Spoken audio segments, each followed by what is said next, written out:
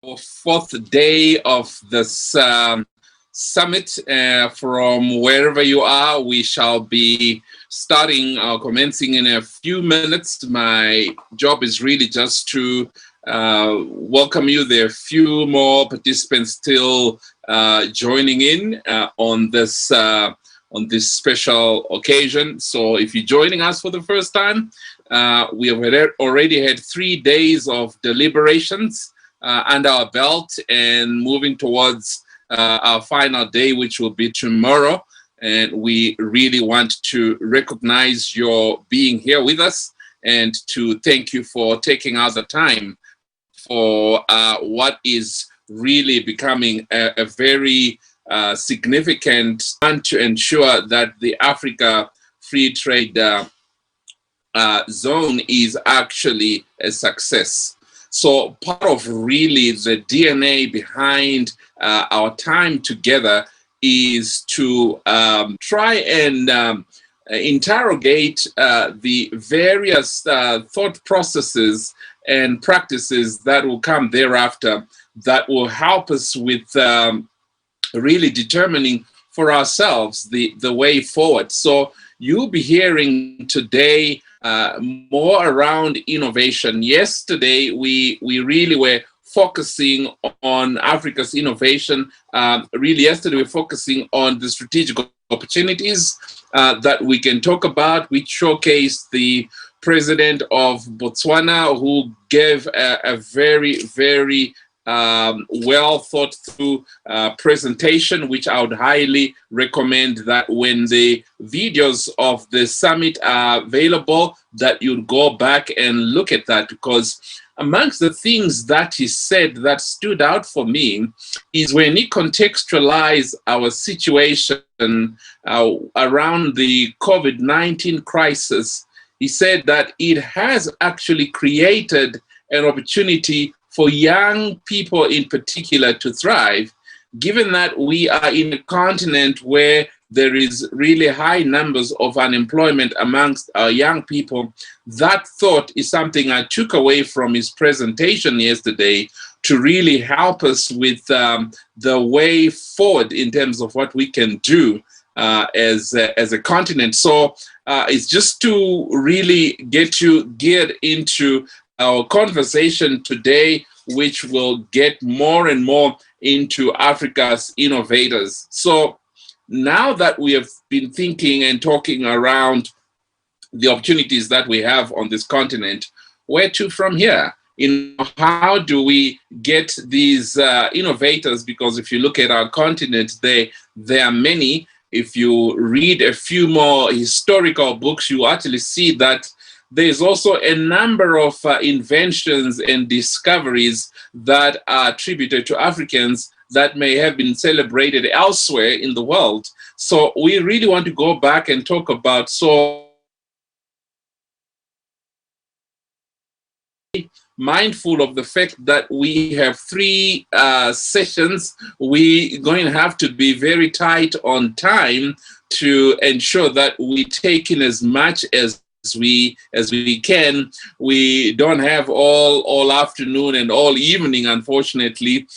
We have 3 hours in total, so we're gonna need to really harness our times to make sure that we get as much as we can. So we do have a lot of the profiles for the speakers that are available on our website. So we want to go out of our way in terms of really going to the background of all our speakers and presenters. If you would really excuse us for not getting into that detail, so we can really save on time as much as possible. So we are grateful for that. So without further ado, Your Excellencies, the ambassadors in attendance, honorable ministers and members of parliament, our distinguished ladies and gentlemen, we want to welcome you to this special day that we are gathering together, and we really want to get on going. So I will hand over already now to our two moderators who will be taking over this very moment and introducing our keynote speaker. So feel welcome, and we are looking forward to robust discussions, deliberations. Thank you very much. Mr. Jeff and Emmanuel, please, you may take over. Good afternoon, Sam. If you can hear me.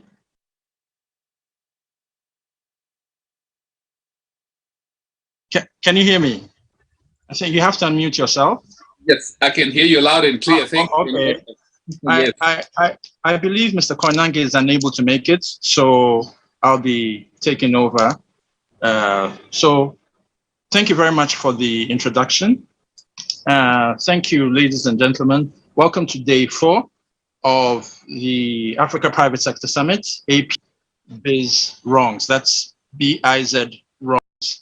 My name is Emmanuel K. Benson Jr., so I'm the Deputy Executive Director of AfCFTA Policy Network, which is a membership-based think tank in Accra, seeking to help implement AfCFTA with collaboration between relevant stakeholders, such as the Ministry of Trade and Industry, and then the AU's Department of Trade and Industry, and others as well who have experience to help make this a reality. So I'm privileged and humbled to be leading on the communications as well. So to make sure that everything goes smoothly today, I want to keep the time as much as possible. And I think some of you made it very clear about the profiles that will be on the website, so that people can find it there, so that we can stick to time.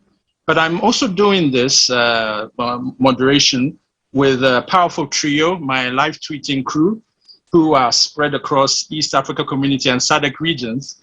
So we have Valerie in Kenya, we have Margaret in Botswana, and then we have Kagiso in Zambia, who have been live tweeting for the past 4 days and who will end tomorrow. So for those who are very active on social media, or maybe not very active, you can also follow some of the developments around what has transpired over the past 4 days on Twitter as well. They've been doing very comprehensive updates, and they've done very well. And I think it speaks also to how we are seeking to empower youth and seeking to empower women as well by ensuring that we're reminding ourselves that women can also do very great things.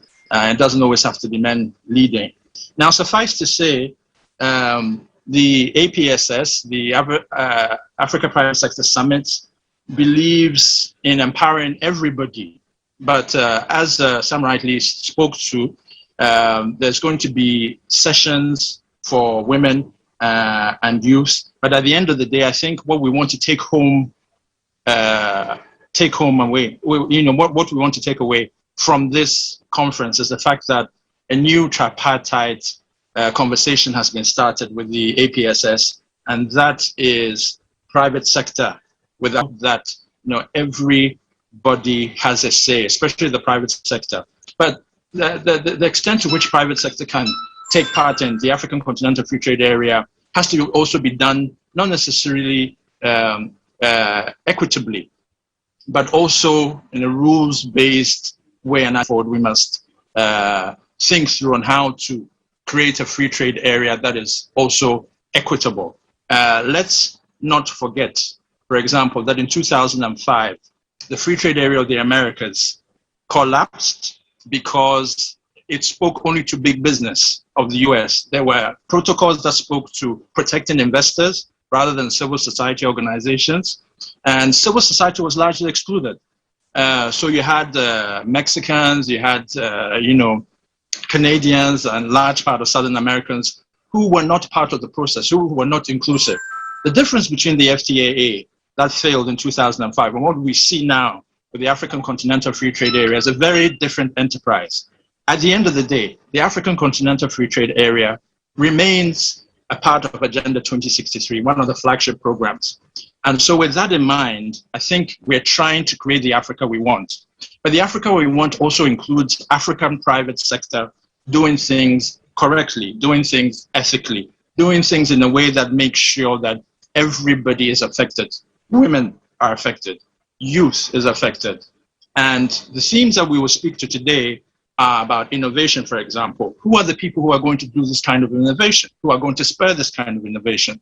The youth are going to be the ones as entrepreneurs who will come up with innovative ideas that will help spur development as well. So these are some of the things as we go forward in the panel today. The speakers will help us understand and help unpack. Now, I said I was going to try and keep this short, so let me wind down in just about 2 minutes.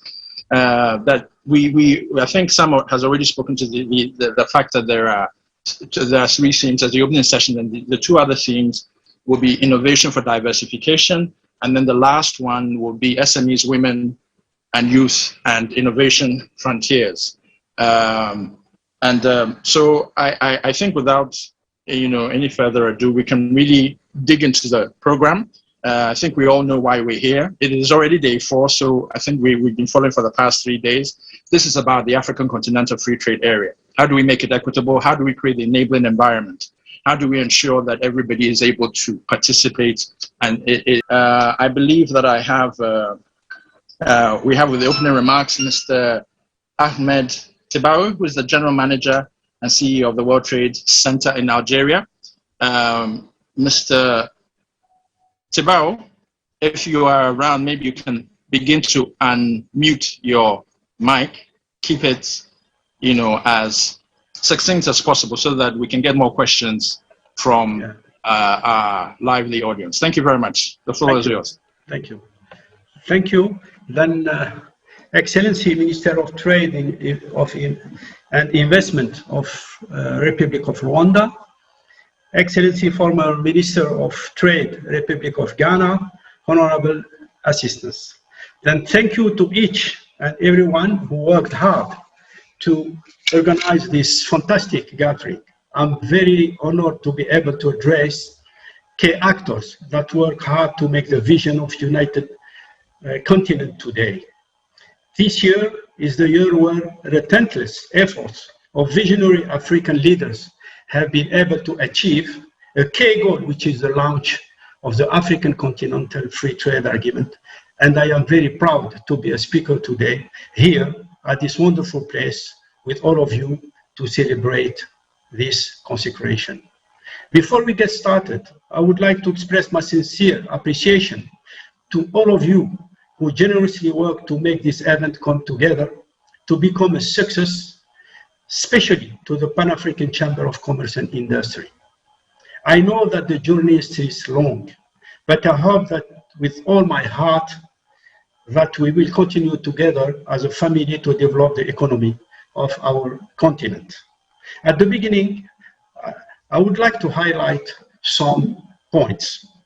First, as a reminder, the Inter-African Free Trade Agreement officially entered into place at the beginning of 2021. The objective of this agreement are to create a geographical area in which goods and services can circulate without restriction between the member states of the African Union. With a market of 1-2 billion people, worth $3 trillion and the domestic product of 2,500 billion, it is expected that the continent's economic potential and their capacities will be optimally exploited thanks to the intra-continental trade flows, which should be around 52% instead of the current rate of 60%. Compared to Europe or Asia, this rate around with the implementation of the agreement increased to create more wealth and allow more trade. 3, described by some economists as a new frontier for investors, Africa is expected to stir up more than 100 billion in FDI in future and attract many investors in search of new markets. In addition, 25% of humanity will live in Africa by 2050. The third of the world's mineral reserves are in Africa. This shows the importance of our continent in the future. Fourth, in Algeria, and as recalled by our Prime Minister during the last African Union meeting, the ratification of the agreement constitutes a strategic choice, requiring a concerted effort to move forward in achieving the development objectives of our continent and our countries, and the consolidation of peace and security closely linked to the progress of economic development. This agreement, is it sufficient to develop the economy of the continent? No. We have to be honest and say that the agreement alone will not substantially change the current situation, which is different from country to another one. Then the fifth point, I would like to highlight that apart from the recurring problems which regard to any agreement of this type, like the timetable of the tariff dismantling, the rules of origin, and the list of commitments relating to trade and in services, it is clear that each country needs to prepare the local environment that allows the establishment of a minimum condition to meet the noble objectives of this historical agreement. Six, indeed, it is the entire entrepreneurial ecosystem that must be rethought and developed to create the favorable condition to an orderly transition and to an efficient and innovative economy aimed at achieving the objectives of growing intra-African trade, to begin with by developing infrastructure that will facilitate the free movement of goods and services and people.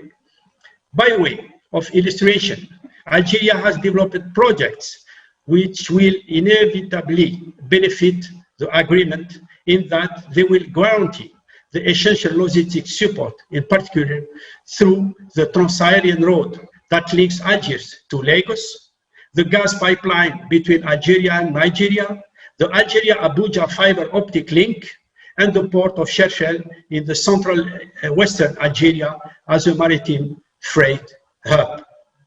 To achieve the objective 7, to achieve the objective of increasing exchanges, the development of entrepreneurship must become one of the most important economic and social development mechanisms, as it will not only create jobs, it will also create the condition for innovation to emergence.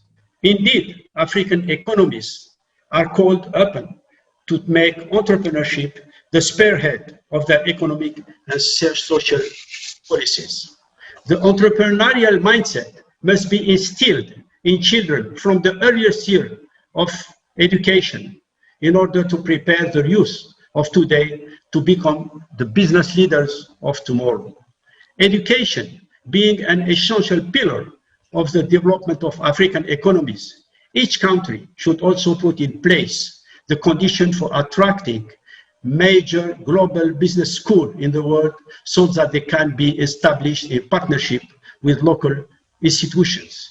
Furthermore, each state should create the condition to develop the partnership between the universities, the local universities, and international universities, and the business community in order to enhance the applied research. The point 8 is regarding the entrepreneurship and innovation are inseparable. In Africa, is still behind in this regard. It is because the conditions for the emergence of an entrepreneurial spirit have not yet been essential to stimulate innovation, particularly concerning intellectual property rights, the emergence of an efficient financial market which can offer solutions adapted to young companies like startup or others, venture capital, investment funds, business angels, flexible regulation, etc.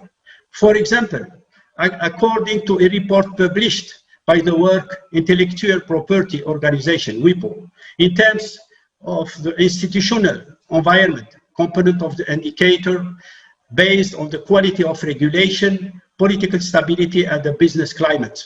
The African country which has the highest score is Mauritius and occupies the 24th position out of 141 countries. But in the top 50 Africa has only 5 countries.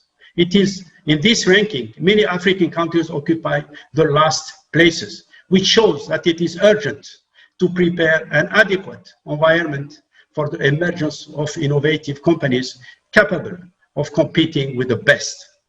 Thus, future African champions will create new opportunities for the development of clusters of innovative startups that will be used as a basis for the materialization of other startups, which will create automatically a virtuous and dynamic circle.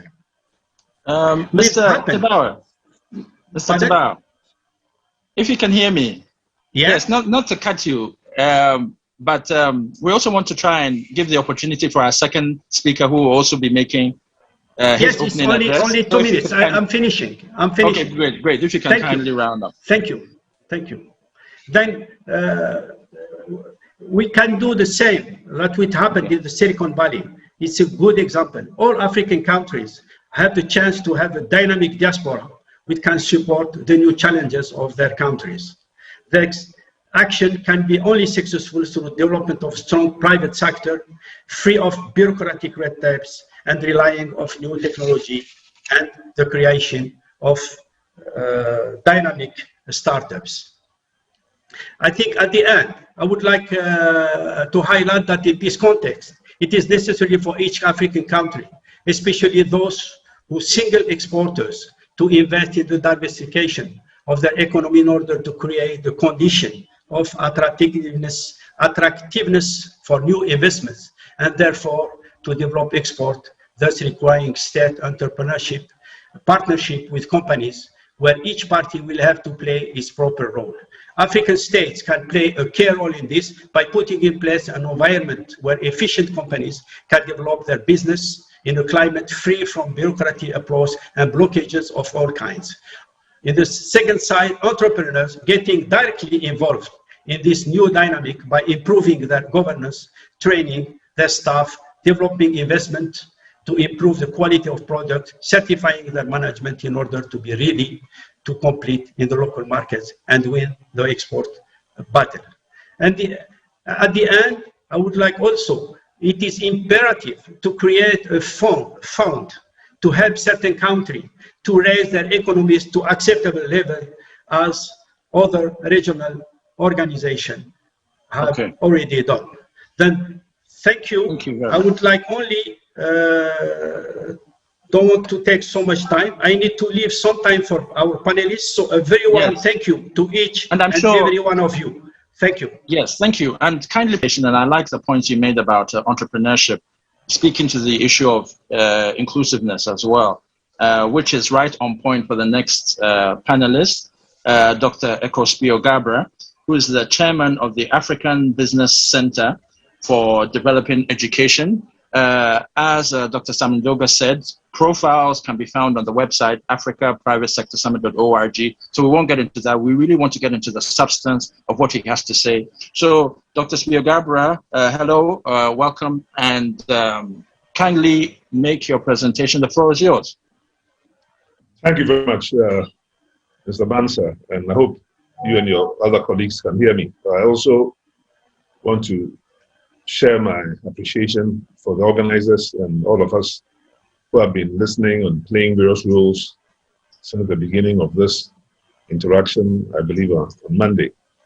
But we are now supposed to focus on issues of innovation and the challenges facing the AfCFTA with regards to a non-innovating Africa. So what is the problem we are trying to resolve? Africa is not innovating. Africa is not currently globally associated with any significant inventions or products that have been manufactured and that are in large quantity supplying the world markets. Of course, we start with acknowledging that Africa currently accounts for just 2% of global trade. About the technology and technical sector, and I'm not a scientist, I wish I were, Africa probably doesn't account for more. I mean, the 2% Africa production of that quantum, I'm sure very little, probably in the minutiae of points accounted for by technology, innovation, and products that we ourselves have developed. So the African economies currently are completely flooded by foreign produced goods and services.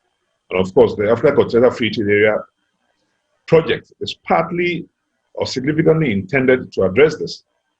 But if you're not careful, what we shall do is to be buying and selling, notwithstanding all the rules of origin that we intend to comply with, products that are 50% or more produced outside the African continent, and where people are just packaging the product and selling them off with a brand, an African brand across the African continent to be consumed by other African countries. So I think if you take a look at our individual African countries, and we go to any average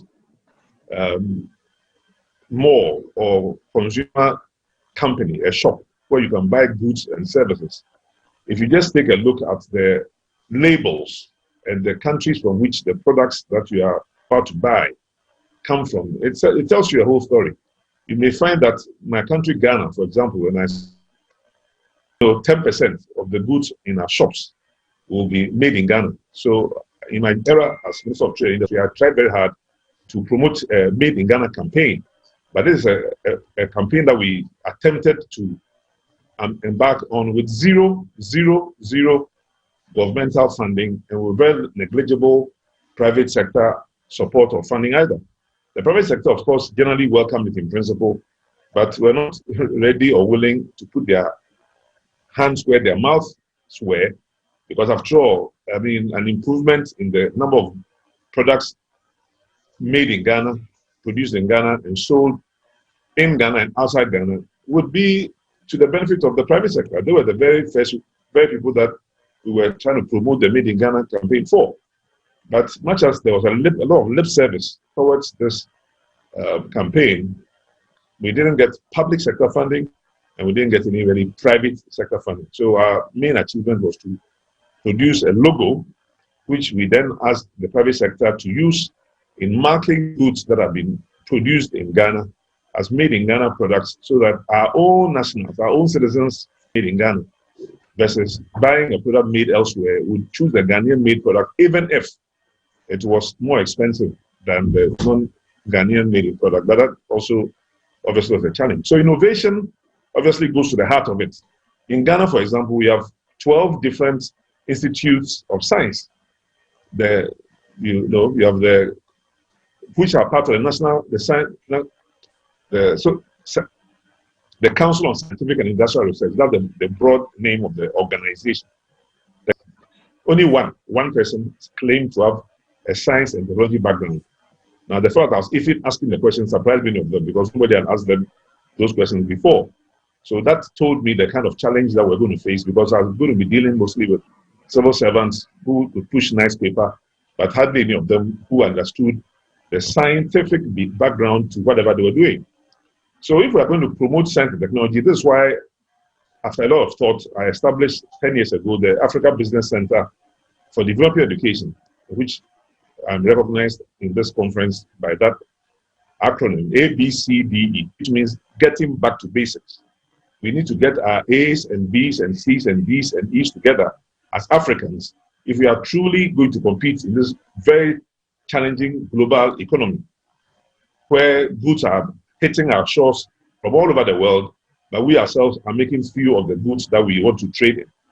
So we cannot be trading among ourselves, mostly in goods produced by outsiders. So the Made in Ghana campaign didn't go far because of lack of funding. But 1 minute, please. How many? 1 minute? Yes, please. All right, but the building blocks of trade and industry itself, which goes to the heart of the educational system, also doesn't consciously produce people who are ready to make goods. The vice chancellor of one of the universities in Ghana famously said that the Kwame Nkrumah University of Science and Technology, one of the most famous universities in Ghana, is not an institution for which trains people on how to make things, but it trains them to know how things are made. Mm-hmm. a vice chancellor of a university. And that quotation I quoted in Ghana to tell us all how bankrupt our thinking was with regards to. So the discussion, of course, can continue for the African Continental Free Trade Area to achieve its objectives. But I think that the fundamentals of Ghana had 300 industries under Kwame Nkrumah, our first president. Homemade industries which could manufacture everything from soup to nuts and everything between, agro processing, wood processing.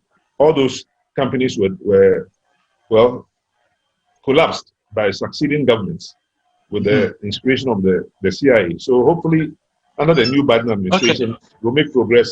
Dr. Spiogabra, cooperating along the African lines to make Africa a better continent than we found it. Thank you. Thank you. Thank you so very much. And kindly rest assured that, time to speak. So finally, for this, to close on this session, we have the keynote address that is from the Minister of Trade and Industry in Rwanda, Honorable Soraya M. Hakuziyaremye. If you are here with us, please, you can begin to kindly unmute your mic, Honorable Minister. Thank you, Emmanuel. Can you hear me? Thank you very much. Honorable Ministers. So you have 10 minutes, please. Honorable Ministers, Excellency Ambassadors, Dr. Spio Garbra, Chairman of the African Business Center for the Developing Education, Manager and CEO of the World Trade Center in Algeria, distinguished participants, ladies and gentlemen, good afternoon. On behalf of His Excellency, President Paul Kagame of the Republic of Rwanda, allow me to first of all thank the organizers of the Africa Private Sector Summit for the invitation to the government of Rwanda. This is a good opportunity for us to exchange on how governments can mainstream private sector in policy reforms for an enabling business environment across Africa. And today's topic on Africa's innovators and frontiers for business diversification comes with current experiences triggered by the COVID-19 global pandemic, which is causing large-scale loss of life and a major economic crisis, with disruption that we've seen in production, but also supply chains across the globe. However, the COVID-19 pandemic has brought its imperatives, which include new business thinking that calls for both new and existing entrepreneurs to innovate and cultivate technical know-how of business management during and beyond the pandemic. Distinguished participants, as a result of the global pandemic, we have had to rethink our engagement strategies, focusing more on opportunities in Africa through increased collaborations with the private sector. That constant dialogue is essential in public-private sector partnerships as we promote Africa's innovators and business diversification. For example, in Rwanda, at the end of last year, through collaboration and extensive consultations with entrepreneurs, the government adopted a new entrepreneurship development policy to support private sector entrepreneurs and provide the necessary environment for private sector dynamism, innovation, and risk-taking, which are required for a modern, sophisticated, and rapidly growing economy. We have shifted our focus to the creation of an innovation ecosystem instead of the traditional support to micro, small, and medium-sized enterprises in terms of funding and capacity building. In the same line, the promotion of intellectual property rights for the development of services and increased innovations is expected to lead an innovation-driven local business sector. This will produce globally competitive, high-value goods and services that we hope will contribute towards the transformation of Rwanda into an upper-middle-income country by 2035. In addition, over and above the policy reforms, innovation requires operational instruments to materialize the results. In our case as Rwanda, we have established the Kigali Innovation City, which is a $2 billion mixed-use innovation city that seeks to facilitate the development of Pan-African talent, young innovators, and also act as a technology innovation hub. The Kigali Innovation City already houses international universities, such as the Carnegie Mellon Africa Campus, the African Leadership University, as well as the Africa Institute of Mathematics firms, with the aim of attracting innovative and technology-driven companies from all over the world in order to really create a technology ecosystem and further contribute to their knowledge-based economy.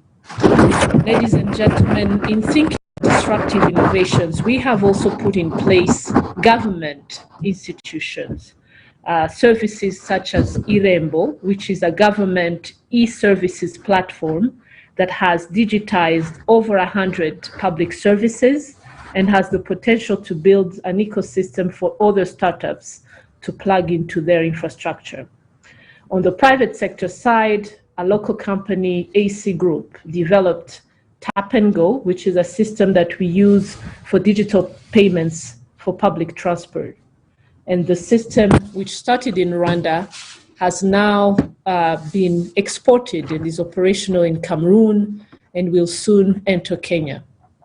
In the healthcare sector, we also have a company called Charis UAS, which provides cutting-edge drone data collection and aerial photography services.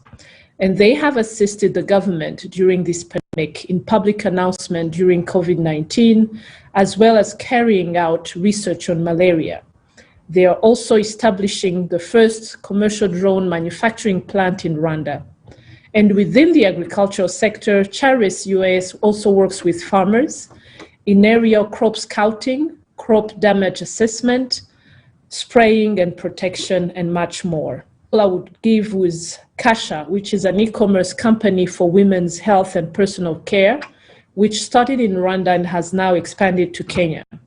These are some of the examples of disruptive innovations that have changed the course of service delivery in the country, as well as on the continent.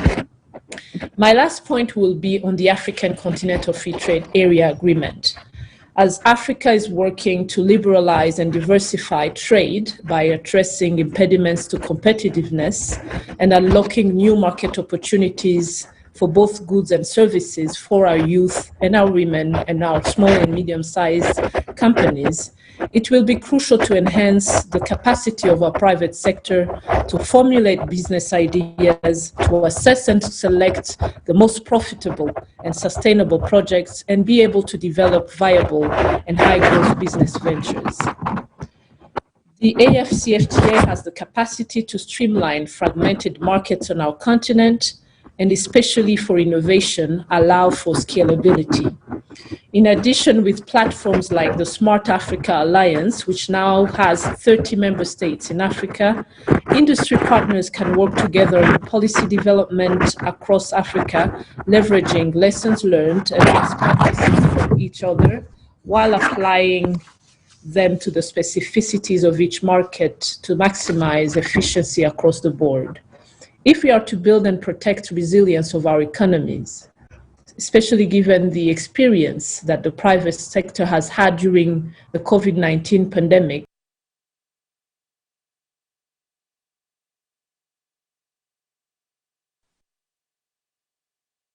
Hello, Honorable. Are you still there?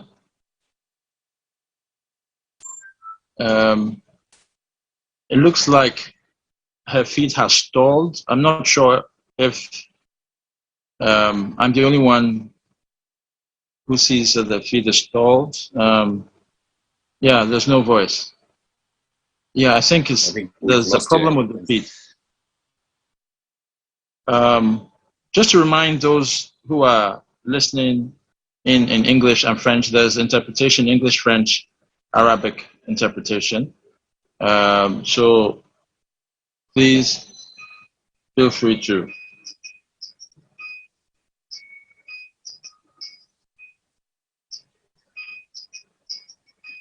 Hello.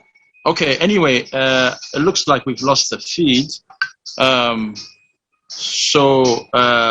Let's quickly then. I'm sure we can get her to continue once she returns.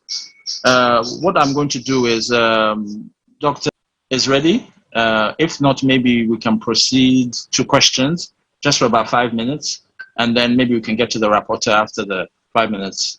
What do you think? Yeah, let's go to the questions, and then just before we start our second session, then we can take in the repertoires. I didn't want our keynote speakers to be waiting much longer. Okay. So go ahead and take the questions. Thank you. Okay. Thank you very much. Okay, so the floor is open to questions. I'm just giving 5 minutes. For those who are on social media, you can follow hashtag APSS. That's not very difficult to remember. Hashtag APSS and hashtag writing BIZ wrongs. So you don't have to look for anybody. You just look for that hashtag, and you can follow the live tweeting being done by the crew. So anybody who has questions, feel free to raise your hand. I see Bibini, Abua Bibini. That's a curious name. And then Kofi Fresh, another curious name. But let's hear you, Abua Bibini. Go ahead. Kindly unmute and then ask your question. Okay, thank you. Can you hear me now? Your sound is a bit muffled. If you can come a bit more closely to the mic. Yeah, can you hear me now? I believe we can all hear you. Please go ahead. Thank you very much for this opportunity. I am Abuabi Bini, currently living in Finland, and I'm highly interested in business opportunities in Africa. But the problem I've encountered or I've realized now is the hindrances on operating business in Africa. Example, I led a team some years back to my country, and the bureaucracy level there, we all came back with nothing concrete.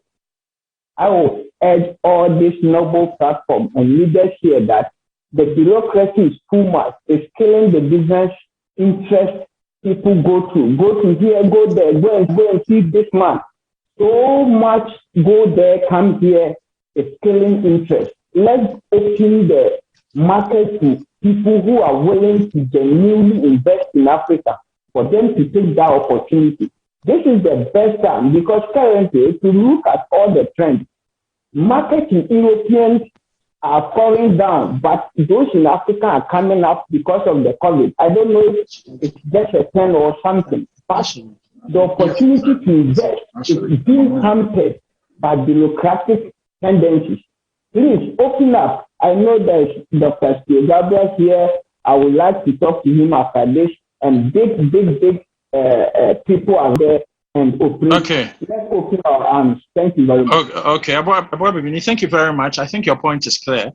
Kofi Fresh, please go ahead. 1 minute. Kofi Fresh. Yeah, hello. Yes, it's Kofi Kwamina. Fresh is my nickname. By the way, I think this question has been asked before on various platforms, and it's about the existing treaties and agreements on the continent. How does the African Free Trade Agreement override these existing agreements? Because some of these agreements do span over a long period of time. And how does it enable the new entrants to the market in the Africa Free Trade Agreement? And second, if I may kindly interrupt, hold your questions. The minister is back. Once she returns and once she's done, we can get back to you very quickly. So please try and summarize your point so that when she's done, we can get back to you. Thank you very much for your understanding. Right. Okay, thank you. So, Honorable Minister, if we can have you back, if you can kindly unmute your mic.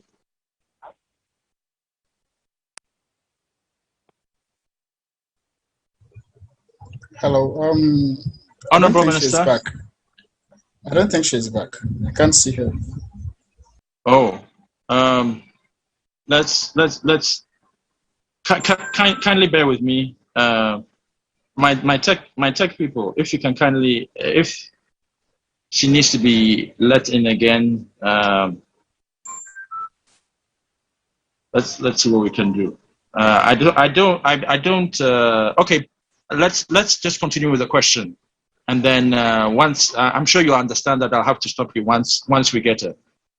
Okay, I understand that she's trying to get in. Nonetheless, please continue with your question, and then we'll do the necessary once she enters. Please go on. Yeah, okay. And the second one is that the agreement signed, ratified with amongst nation states. Unfortunately, I think because of the political changes across nation states, we have political presidents who may come over after 5 years' time and want to reverse what has been signed on understanding that they are in power and therefore they are not happy with this agreement. They want to sign it rather an agreement with a different country outside the continent. I think there's clarity needs to be needed. That once we have this agreement across nation states, it's all bound and all over, and so that nobody can override them. That's my point. Okay, thank you very much for your point. Can we get to Michael Esun?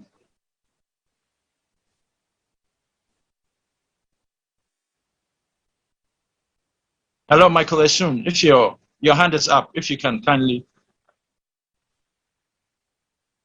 Hello, Michael. Please unmute yourself. Hello. Okay. Hello. Also, Michael Esun. So who's on the line? Is it David Ja? That's Michael. Michael. Good afternoon. Good afternoon. Your line is very bad. It seems his connectivity is very bad. Your connectivity is. Ask your question. Keep your question for later, please, or enter it in the chat here. Okay, go ahead, Michael. Make it snappy. 1 minute. Good afternoon. Yes. Good afternoon. 1 minute, please. Oh, okay, David. Is it David speaking?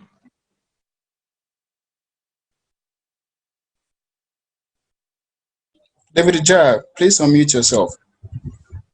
Yes, so thank you very much. We've been enjoying this program since it started. My question is, we need to have a very deliberate position paper on key areas so it's involved in scaling trade in AfCFTA. And one of those areas is our position with the banks. I hope the banks are here, and I hope we invited bank managers and EDs.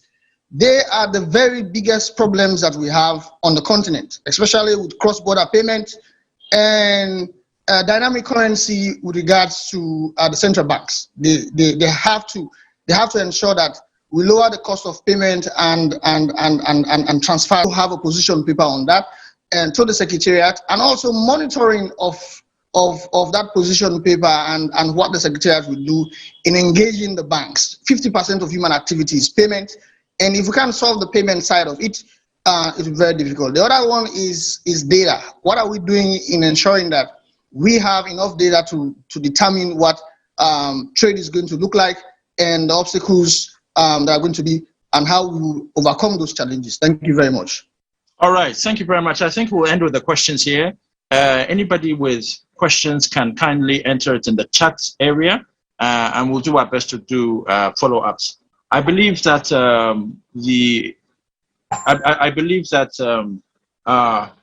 Honorable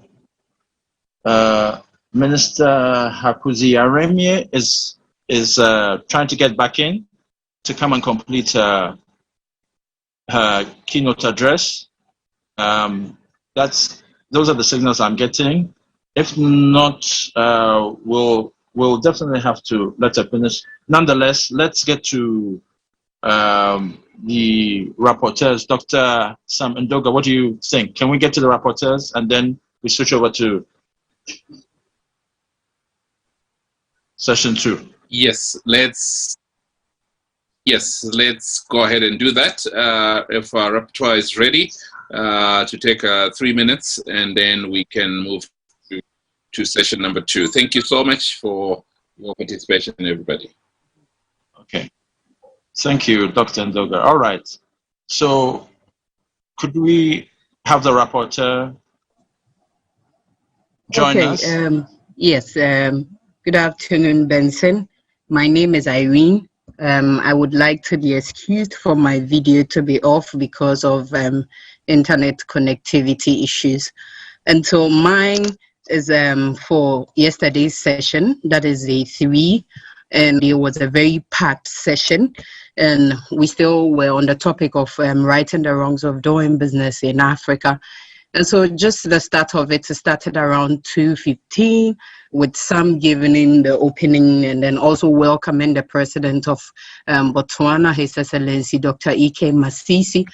And then the focus of his speech was finding the strategic opportunities for doing business in Africa for maximum impact. 19 on trade and business and everything related to the private sector. And he said the AfCFTA presents a golden opportunity to support the efforts to create the Africa we want, and highlighted the importance of the AfCFTA and Africa's integration agenda because it covers about 1.2 billion people and $1.5 trillion across the African Union. He also indicated the private sector role in implementing the AfCFTA, which is crucial, but also will emphasize that the private sector cannot be effective without the support of government. He reiterated the need to trade among African countries and build strategic partnership with other emerging economies. He also touched on knowledge-based economies and strong emphasis on e-commerce to benefits of the AfCFTA. So these are some of the key points of his speech. And one is to build capacities to produce tradables for diversification in sectors such as agriculture, agro-processing, mining, manufacturing, ICT, among others. His second point was to implement policies and measures that would provide enabling environment for doing business, such as access to finance to SMEs, women and youth, facilitating cross-border trade, enhance access to information technology for business and innovation. Thirdly, he also urged the African Union Commission to adopt a cluster-based approach which prioritize critical sectors with greater benefit and potential. And lastly, he said Africa countries need to invest in the digital sector and address policy constraints to unleash the entrepreneurial spirit of the youth. He ended his speech with a sincere gratitude and appreciation to frontline workers. So we had 2 other sessions yesterday. With my limited time, I'll hint on about 2 of the facilitators for the second session. So the moderators was Dr. Margaret Queen and Nadira Bayat, and then they also had the same topic, which is finding strategic opportunities for doing business in Africa for maximum input. So Mr. Peter Van Dale, who is the CEO of SADC Business Council, an apex body of business association of 16 SADC member countries, had their specific role as policy advisory, business development service, business-to-business activities, training, and workshops. And this is what he said, what he meant by what free trade means to them, is that there are 3 key things, and these are non-tariff trade facilitation and resolving trade barriers. And these are some key points from his presentation: the need for permanent structure to resolve non-tariff barriers and trade facilitation issues, cargo management to reduce costs, provide infrastructure improvement for export of goods, and incentivize transportation across corridors, and cooperations between public and private sectors and trade facilitation, regional infrastructure, and regional value chain to successfully provide jobs and opportunities for African countries. We would also take one from Mr. Kabin for the second session, and said he is from Botswana. He said the CFTA is about regional integration for African producers to have access to large markets, encourage trade and investment, boosts productivity, encourage diversification, which is cites Botswana is serious about diversification because for years they have heavily dependent on their diamond resources for growth. He highlighted that Botswana being a small economy, it is important for the education of its citizens to understand the impact of the AfCFTA and how they can take advantages of that. So the key point from his presentation was that to take a cognizant look at policies and various efforts to improve infrastructure, collaboration between public and private sectors and private sectors, strong political commitment for integration to happen. And also ended his speech by saying that Botswana is open to investors to his country. And so we go to the session 3, which started with a speech by presentation by Joseph Atamensa, and he was to talk on how to reduce the cost of doing business to support free trade area. And he emphasized that free trade cannot be possible with bottlenecks in terms of logistics and transactional cost, and trade is a strategy to reduce poverty in Africa. These are some of his listed points, and his point is that to look at logistics as a whole or trade facilitation, they need to get the macroeconomics right by having better monetary policies, fiscal policies also should be done right, and introduce try and sum up, please. Yeah, so I'm getting on the last point. Find a payment monetary system for the informal sector, largely who are women, and also would take the last one from Dr. Papakwesi Indum on the key sectors that needs to be prioritized in doing business through the CFTA. And he said the key areas are food production, food processing, banking, and finance. And also another critical section that we should look at is education. And so thank you very much. This is a brief summary of what happened yesterday. Okay. Dufia, thank you very much. Dufia is a rapporteur for day 3 of the Africa Private Sector Summit. You are still with us at the Africa Private Sector Summit. So we've just closed session 1, and we've had the report by the rapporteur. What we're trying to do is still get the conclusion of the speech. Unfortunately, if we don't get it, we'll need to continue, proceed to session 2. So if you are ready with session 2, we are still talking about innovation, and we're talking about innovation for diversification. Let me just give you a quick rundown of the panel of the panelists. The ministers. Yeah. Okay. I believe. Okay, so Honorable Soraya. Kindly go ahead. Kindly continue for us. Thank you, Emmanuel, and apologies for the cut on network. So happy that I'm back. I was really concluding my remarks and just pointing again to the duty of policymakers in general to facilitate innovative solutions for value addition specifically, and diversification of our economies. And this will enable not only a competitive private sector that is integrated into global markets, but also ensure a level playing field and the protection of intellectual property right. And this can only be realized through strong collaboration with all stakeholders, public sector, academia, financial institutions, development partners, and most importantly, innovators themselves. I thank you again for your kind attention and look forward to fruitful deliberations in the sessions ahead. Thanks so much. Thank you, Honorable Soraya Hakuziyarami. Thank you very much. I believe we can now continue session 2.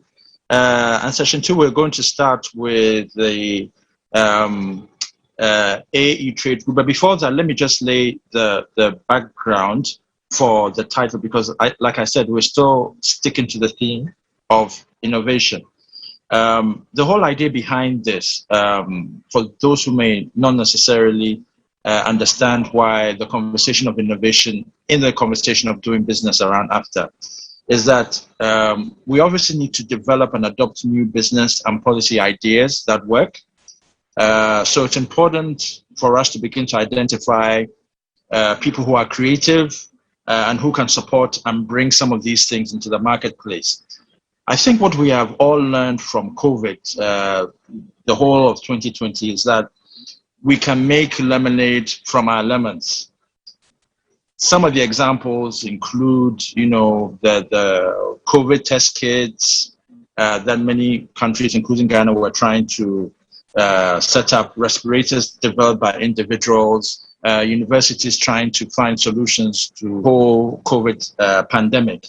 I think what we can take away from COVID is that individuals have become more innovative in responding to what are essentially global challenges. And now that the African Continental Free Trade Area is here, I think it really makes sense that as we begin to talk about things like regional value chains, value addition, industrialization, and all these terms, they are not just big words that don't go anywhere. They are something practicable.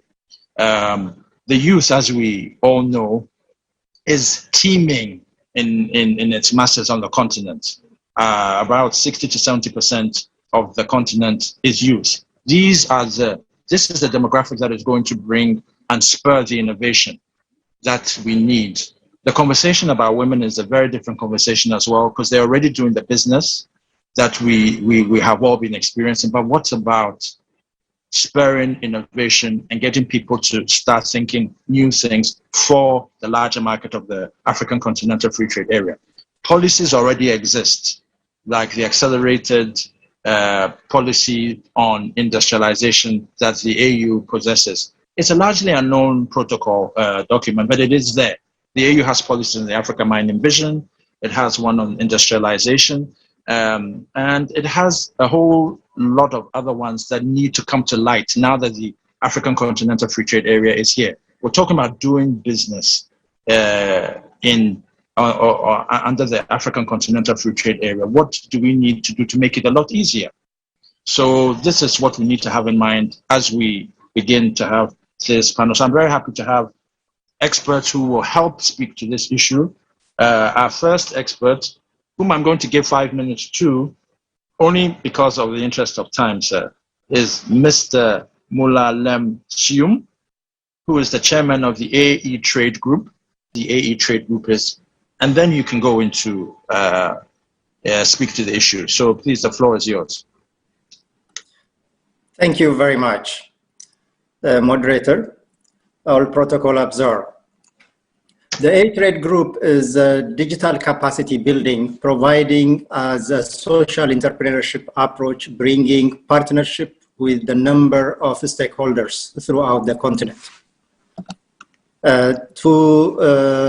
Starting from the disruptive technologies using artificial intelligence, marketplace, cloud computing infrastructure, solar laptop manufacturing, a number of elements with various stakeholders within the continent that we work on. But coming up on the disruptive project is creating an ecosystem of innovations. Africa has a growing array of tech hubs and technopreneurs. Partnership provide access to innovations. It can turn into the use of the market presence for a product to gain and scalable and innovative into the mainstreams. The disrupted economy depends people who is creative, collaborative, and ready to embrace change. The innovations won't just be a tech industries, but also specialists, or it's not necessarily data scientists or tech specialists, but also people with the engagement skill to get closer to customer and understand their need. It is also important to think about the people who work alongside artificial intelligence with a new hybrid workforce. But all in all, what Africans in the private sector, what we need is to think of about a long-term investment approach. Investment that reaches in order to bring sustainable development in our continent is essential. We need to bring closer our scientists, our academia to participate. We need to change our mindset from short-term investment, moving toward long-term investment. What I'm saying by that is that in order to bring sustainable development in our continent, we need in other words, that we need to invest more in our research and innovations. We need more than ever to do business by collaborating. Collaboration is a new competition. Whether we are encourage a broader product development or protect against cyber attack or develop tomorrow's workforce can benefit from working together to achieve common goals and build resilience. These organizations can come in different legal form. They can be a private company, they can be a public company, they can be a non-for-profit companies, they can be a social entrepreneurs. The diversity of partnership that are needed is making public partnership a game changer. The challenge is the rigid legal policy environment that must change in order to facilitate this transformation. New business models are emerging and they need to be advocated by the private sector, by academia, and by policymakers. With today's business challenge and emerging risk for more and more industries, collaboration is not competition. It is a new path to solving large-scale challenges effectively. For many business, shifting business landscape and growing threat such as industry disruption, talent shortage, risk from connected and technology-based world, industry-wide challenges are often too large and complex for many to solve it its own. In the past, this need a big reluctance to share information in the traditional capitalist market. But now we are beginning to see industries come together, sharing selected data set with the competitors. Business leaders are willing to do this because sometimes the overall benefit outweigh the risk. So we need to adapt more. 1 minute. 1 minute, please. 1 minute, please. All right. Okay. So the conclusion is, I wish to confirm that everything I have talking about is what the A-Trade Group is working on every day. As part of the strategic effort, we partner within a number of private sectors organizations, such as an example, most of the organizers, the Federation of West African Chamber of Commerce and Industry, COMESA Business Council, the African Leather and Leather Industries Institutions, the Pan-African Chamber of Commerce and Industries, East African Chamber of Commerce, Industries and Agricultures.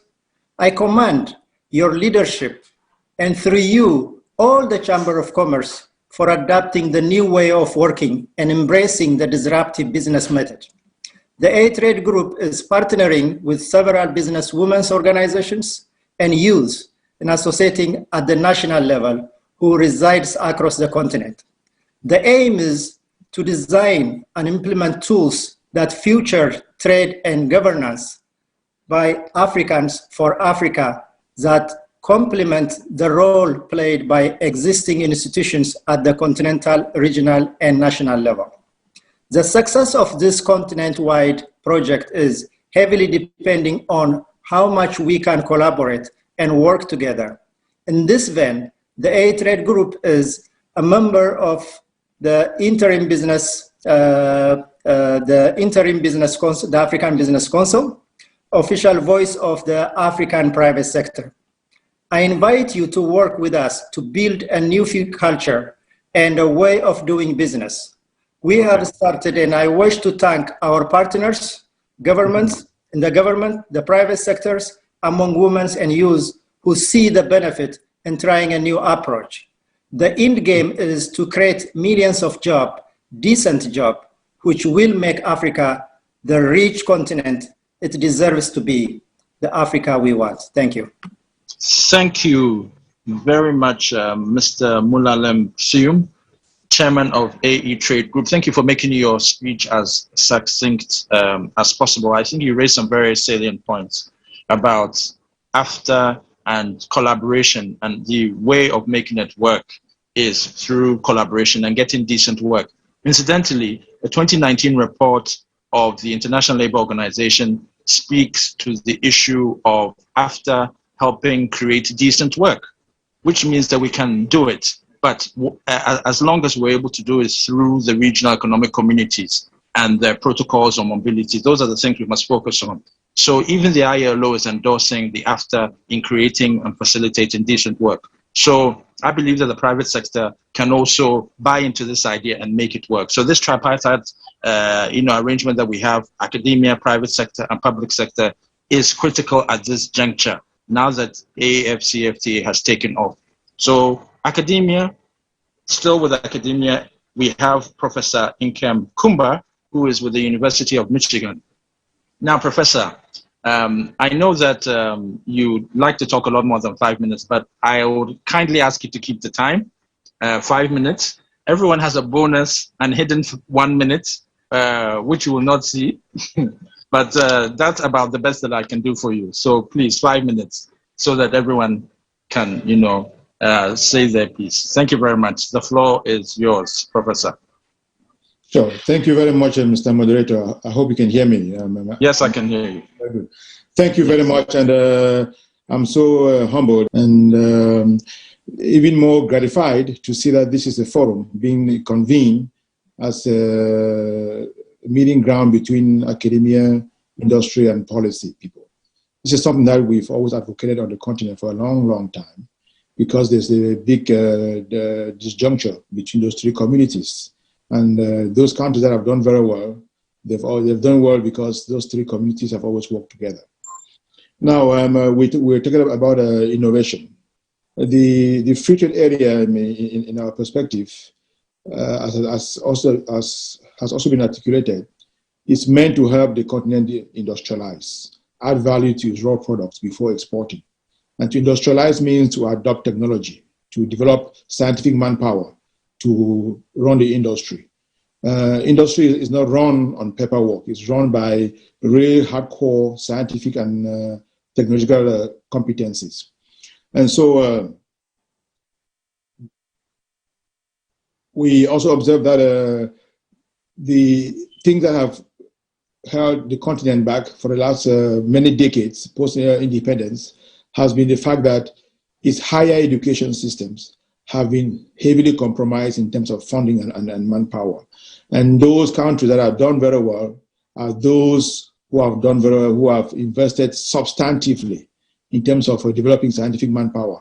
So the case we make for innovation on the continent is to use this opportunity for the free trade area and really calibrate lots of the discussions on the continent and pivot our higher education systems towards scientific know-how.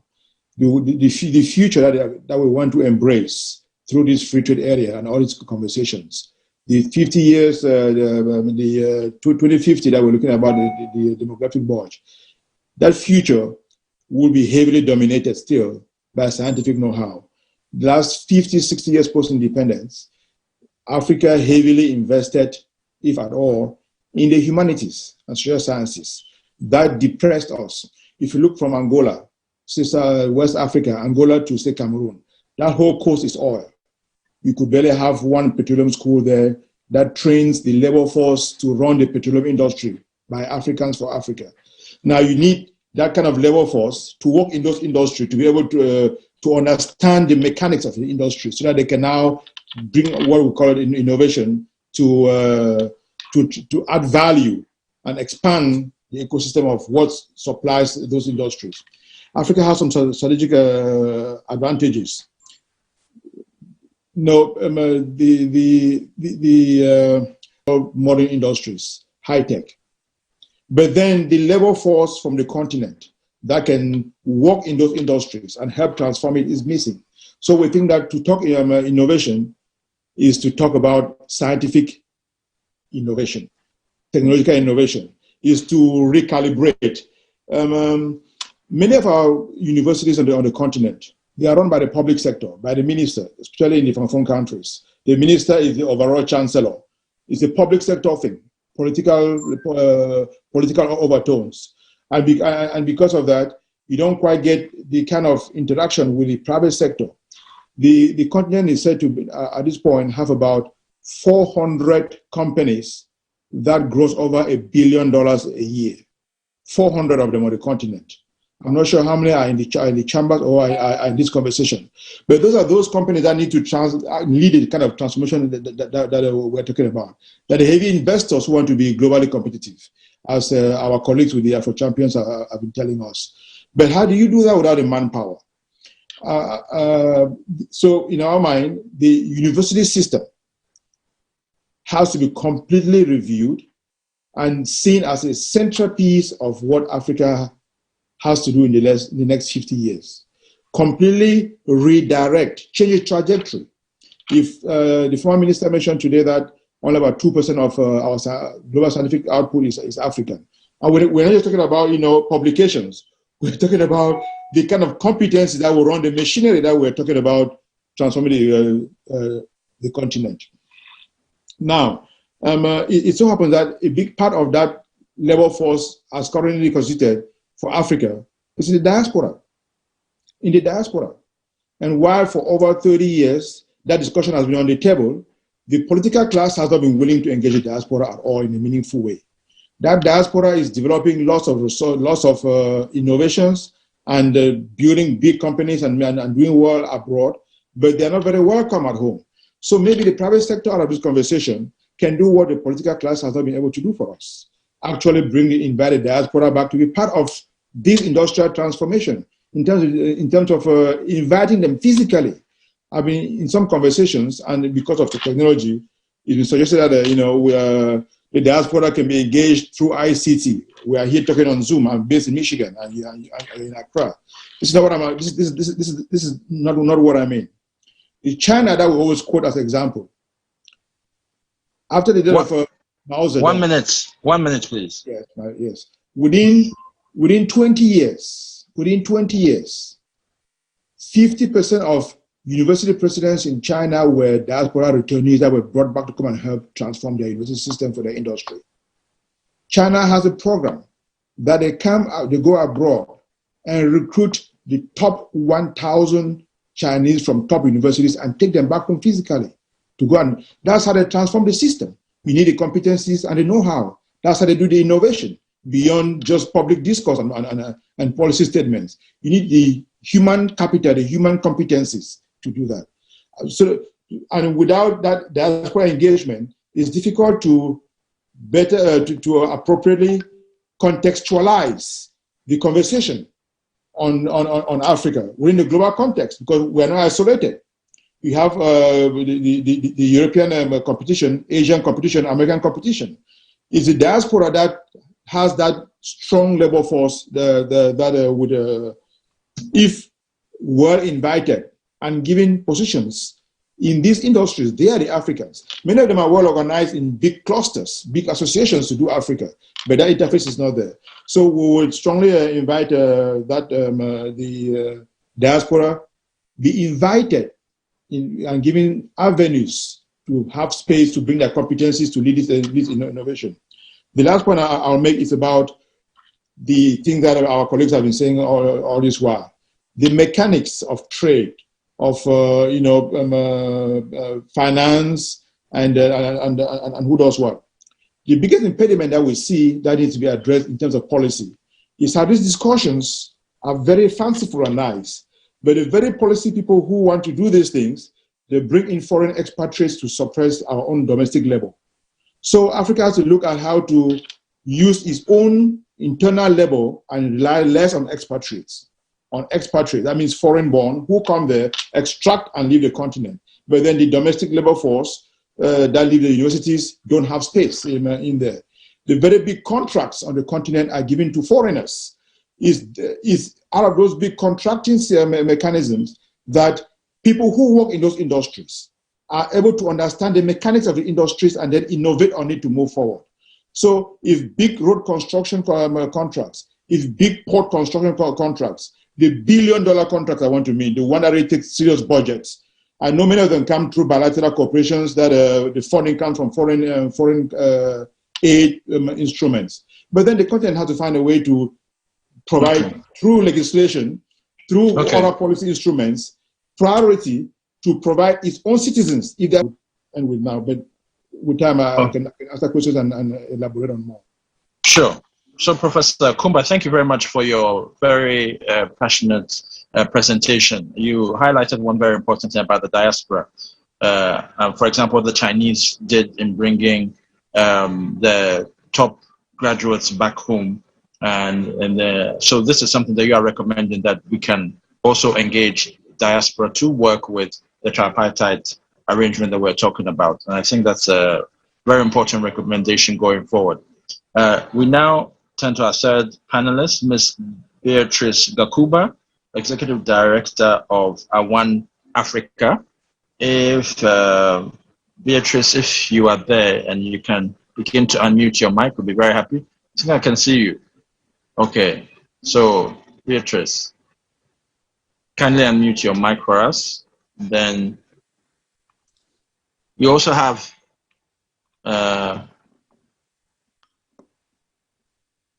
can see you very clearly, but there's no sound.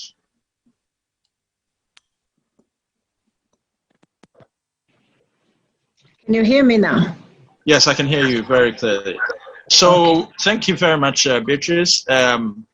Still keeping to time, 5 minutes as practically as you can. I will sound you out when you're going over. We want to get as many people to speak as possible. So please go ahead. It's 3:23 p.m. We still session 2, hashtag APSS, hashtag writing biz wrongs on Twitter. Please go ahead with your presentation. Thank you, Mr. Benson, and also all protocol reserved. So I will just go straight to the subject. I want to take up where Professor Kem also left it when he talked about the education system. And to anyone in the public sector is that to remind them that we at the private sector, the education system must re-engineer their thinking on their curriculum to produce what the market needs, especially as we enter into Africa Free Trade Area. So One Africa, as you said, you know, everything is on the website, but in a nutshell, it's a women in agribusiness network. We are the largest network on the continent with women and youth in agribusiness. So we have decided to make agriculture a business, and we also intentionally focus on women. And of course, I'm sure all of you know why, because when you look at the women entrepreneur, you know, and the women on the continent, if you go anywhere from north to east to south to west, you see women at the ports, at the borders, at the markets, is all women, informal women, and yet they are lagging behind in all development indicators, as we can say. So we have 3,000 registered business, small and medium enterprises and large enterprises. You'll be surprised how many women are trending and trading in large businesses and medium businesses. And we also work between 700,000 and 1 million small-scale farmers that we help to graduate from informal to formal businesses. But as I said earlier, we lag behind in everything. Women will have no access to finance. Why? Because they have no access to financial literacy. Name it, they don't have. Some of them don't even know how to receipt, and leave alone to even start dreaming about trading in Africa Free Trade Area, where they cannot even make a difference between, you know, profit and capital, whatever. But they're still trading, and we agree that without empowering economically the women, we will not move the continent. So, as I said on Monday, on when we're organizing our Women Day conference with African Union and FAO, the economic violence is enemy number one to women, because it's institutionalized and it's systemic. So we really have to change the narrative and the mindset. So along those 4 pillars that we have, financial inclusion, market access, we trade, even trading in the local market is a challenge. So how do we now enter the Africa Free Trade Area? But not everything is gloom, because during the pandemic, we ran an impact assessment on COVID on our network. And we found that 90% lost their income.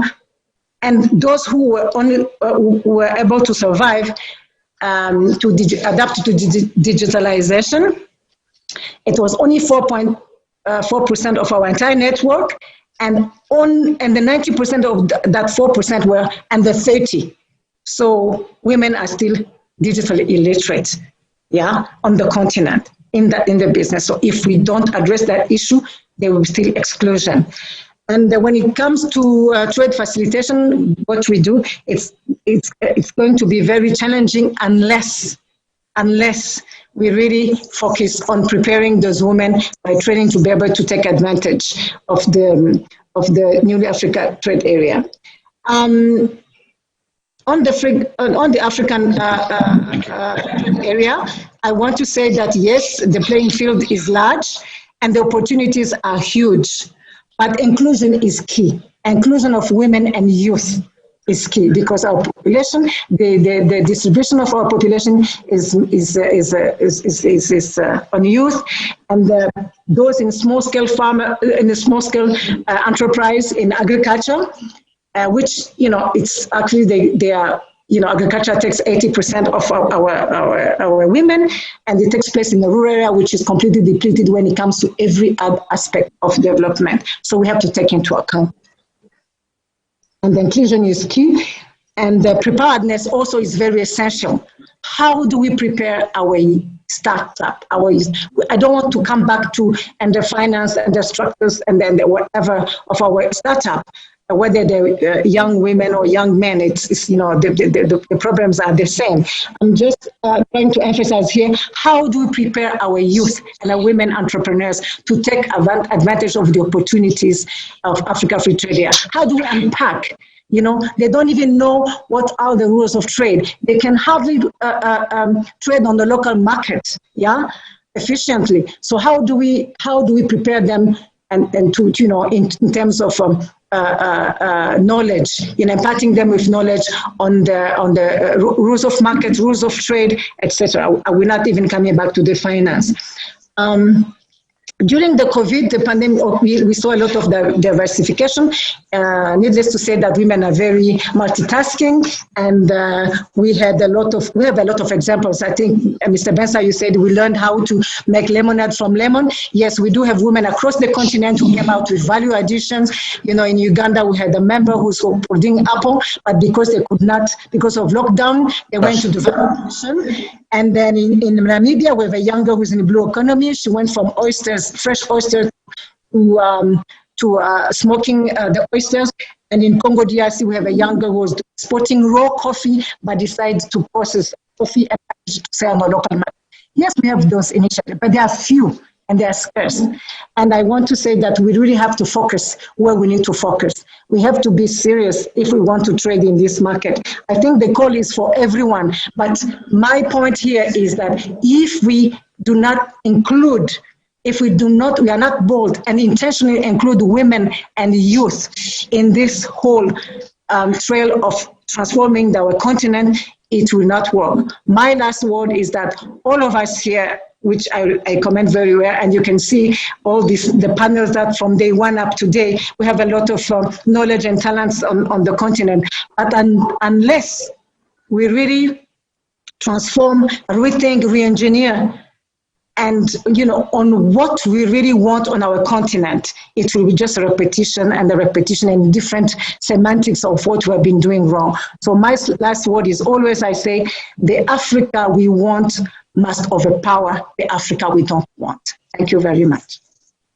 Thank you very much, Beatrice. The Africa we want must overpower the Africa we don't want. A very interesting ending. And belated Happy International Women's Day. Thank you very much for your very important points. I think there's no gainsaying. I think it's very clear to all of us. Already we know how women outnumber men. and the great things that they've always been doing. When you go back to our grandmothers, they had been trading across borders for the longest time, long before even AfCFTA was dreamt of. So AfCFTA has now come. They need to understand, what does it mean practically? What does it mean to them? What's the value addition? What can you do differently? So going back to the point you made about making lemonade from the lemons, this is how, these are the kind of ways you can break down AfCFTA for a new demographic of women and youth. But suffice to say, let's not be too pessimistic. I think what we can say about the African Continental Free Trade Area from conversations that we have all been hearing in different spaces is that one thing that has been very key is that, unlike many other free trade areas that we have heard about, and I think a lot of us have been around long enough to hear about different free trade areas in different parts of the world. With this one, with this African Continental Free Trade Area, almost every time there's something about women, there's something about youth. It may not be fully developed, but at least we are talking about it. So that's a good sign. So let's continue to talk, let's continue to discuss it, let's continue to find ways in which we can unpack it. And you'll be happy to know that the AfCFTA Secretariat is already discussing trying to find a way to have a protocol specifically related to the agreement. Maybe there might be one specifically related to youth, who knows? But at least they're talking about it. So let's continue to have the conversation. Let's continue to unpack the challenges that you have. And so, Beatrice, thank you so very much for your very excellent points. Now, we go to Ms. Teki Barnard, founder and CEO of Shift Impact Africa and the Shared Value Africa Initiative. That title merits a one-line explanation for everybody. So very quickly, please, if you can do that for us and then go into your presentation. Thank you very much, Teki. Let's unmute you. Oh, okay. Yes, please, you have the floor. Thank you, Emmanuel, and thank you. Hugely honored to be here today and be part of this platform. All protocols observed. So I'm the CEO of the Shared Value Africa Initiative and Shift Impact Africa. But today I wear my Shared Value Africa Initiative hat. Okay. The Shared Value Africa Initiative is a Pan-Africa organization, and our purpose is to build Africa's most impactful shared value business network. So we focus on the private sector and we focus on entrepreneurs. Our mandate is to shift leadership mindsets, to change business strategy, to align profit with purpose. We need a new system to reduce the inequalities on our continent. And when we talk about changing business strategy to align profit with we want to align those profits with creating positive social and environmental impact. So the new system that we need is a system that will reduce inequalities on our continent, creating profit with purpose. It's a long-term commitment and not a short-term fix. So the shared value business management concept, for those that are not familiar with it, is a new concept that hails from Harvard Business School. It was created 10 years ago by Professor Michael Porter and Mark Kramer, and we are the regional partners of the Global Shared Value Network with sister networks in India, Australia, Hong Kong, and the USA. We also work with Lagos Business School, we work with Stratford Business School, we work with the Africa Leadership University School of Business, we work with the University of Johannesburg Business School, because we need to get this concept into our executive short courses to prepare our future leaders to focus less on profit and more on purpose. On the AfCFTA and innovation and business diversification, we work, as I said, extensively with private sector and entrepreneurs. And we've seen many innovations to solve local problems. I think if we look at East Africa, it's way ahead with mobile banking and healthcare insurance. So we do have the innovations, but we always start our innovations to solve a local problem. A key point for me today, and hopefully to trigger some innovation as far as the financial services sector is concerned with the AfCFTA, there is an enormous information gap on the AfCFTA with our young businesses and entrepreneurs. I had a quick discussion that I want to share with you 2 weeks ago with an entrepreneur. He's making sweet potato flour in Rwanda. He has an opportunity to export to Kenya and Ethiopia. He needs information at the tip of his fingers that's easily accessible, simple information, such as what are the food standard requirements for Kenya? How do I have to package it and label it? How do I have to transport it? How do we have to handle cross-border payment? Do I now have to go through a middleman that will take half of my profit? Who do I go to? Many real challenges on this information gap. And we as an organization, the Shared Value Africa Initiative, for this reason, have embarked with partners on developing this AfCFTA information app for our SMMEs and MSMEs. We talk about innovation in Africa, Emmanuel. In order to bring innovation to the market, more local funding is needed. We need our own innovation here on our continent. We always tend to look outside of Africa. That's my personal view. However, there's also a lack of involvement of public authorities in the innovation process. Innovation are very often driven by an individual or a small startup looking to solve a local problem. Few countries have a mechanism whereby these innovations can be supported by government services. And due to the lack of systems to identify these innovations, they remain unknown. The innovator has neither the means nor the mandate to bring this new technology or equipment to those who need it most. Still today, government services seem far removed from cutting-edge thinking. Innovation is part of the African culture. We had to innovate due to our circumstances. However, we need to protect our innovations and intellectual property, because if we don't, we will just perpetuate a new form of colonialism. It's time for us as Africans to create our own narrative and own our innovations. So Emmanuel, that's me. And in closing, I just want to say, during this International Women's Week, it is about gender equality in our homes and in our workplace. And Dr. Amy Jadasimi from LADOL, who's also part of the Africa B team, she's from Nigeria, said at the 2019 Africa Shared Value Leadership Summit that it is not going to be possible for Africa or any other continent to achieve sustainability unless we have gender equality. She went on to share that we can increase global GDP by $27 trillion if we have equal parity in the workplace. And that's me, Emmanuel. Thank you very much for the opportunity. Tiki, thank you very much for keeping to time. Thank you also for your very refreshing points. I think one major takeaway presentation was how you mentioned the point you made about East Africa being ahead of the rest of the continent on mobile banking and healthcare insurance. So imagine in a period in which there's a global pandemic and we could have comparative conversations between East Africans and the rest of the continent on how, on best practices of healthcare insurance. How wonderful that would be in the context of the African Continental Free Trade Area. So for those who are taking notes, these are some of the things that we want to take away with. We are in a period in which we talk about global value chains, regional value chains, but we're also talking about best practices.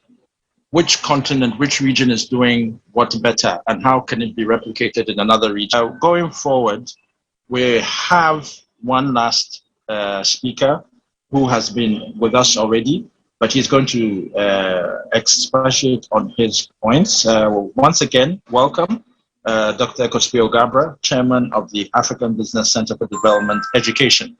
And to be fair, kindly tell us what your company is about in one line. I think we've been doing that for others, so I think it's only fair to allow you to do that as well. But you will have 5 minutes after that. Thank you. The floor is yours.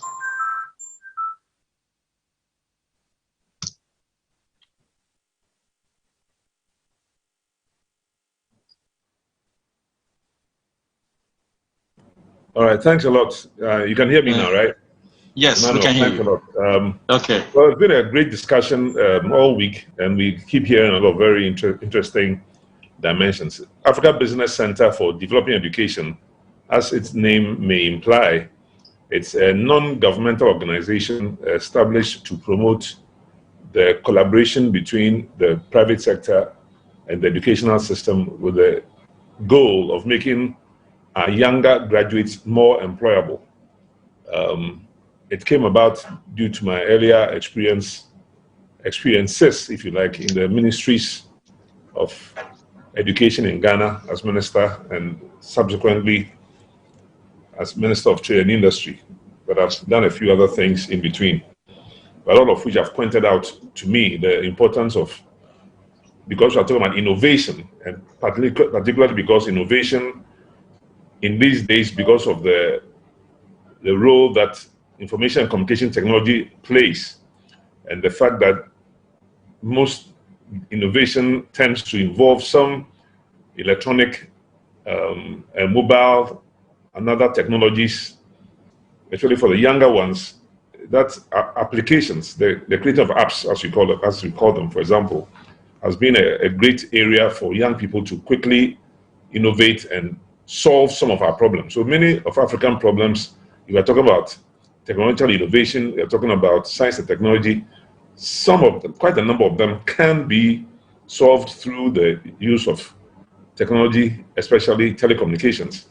In a previous life, I happened to also have been the Chief Executive Officer of the Commonwealth Telecommunications Organization based in London for 8 years. So in that role, working with the ITU, the International Telecom Union, the Pan-African Telecom Association, Pan-African Telecom Union, Part 2, we had certain opportunities to try to push that agenda.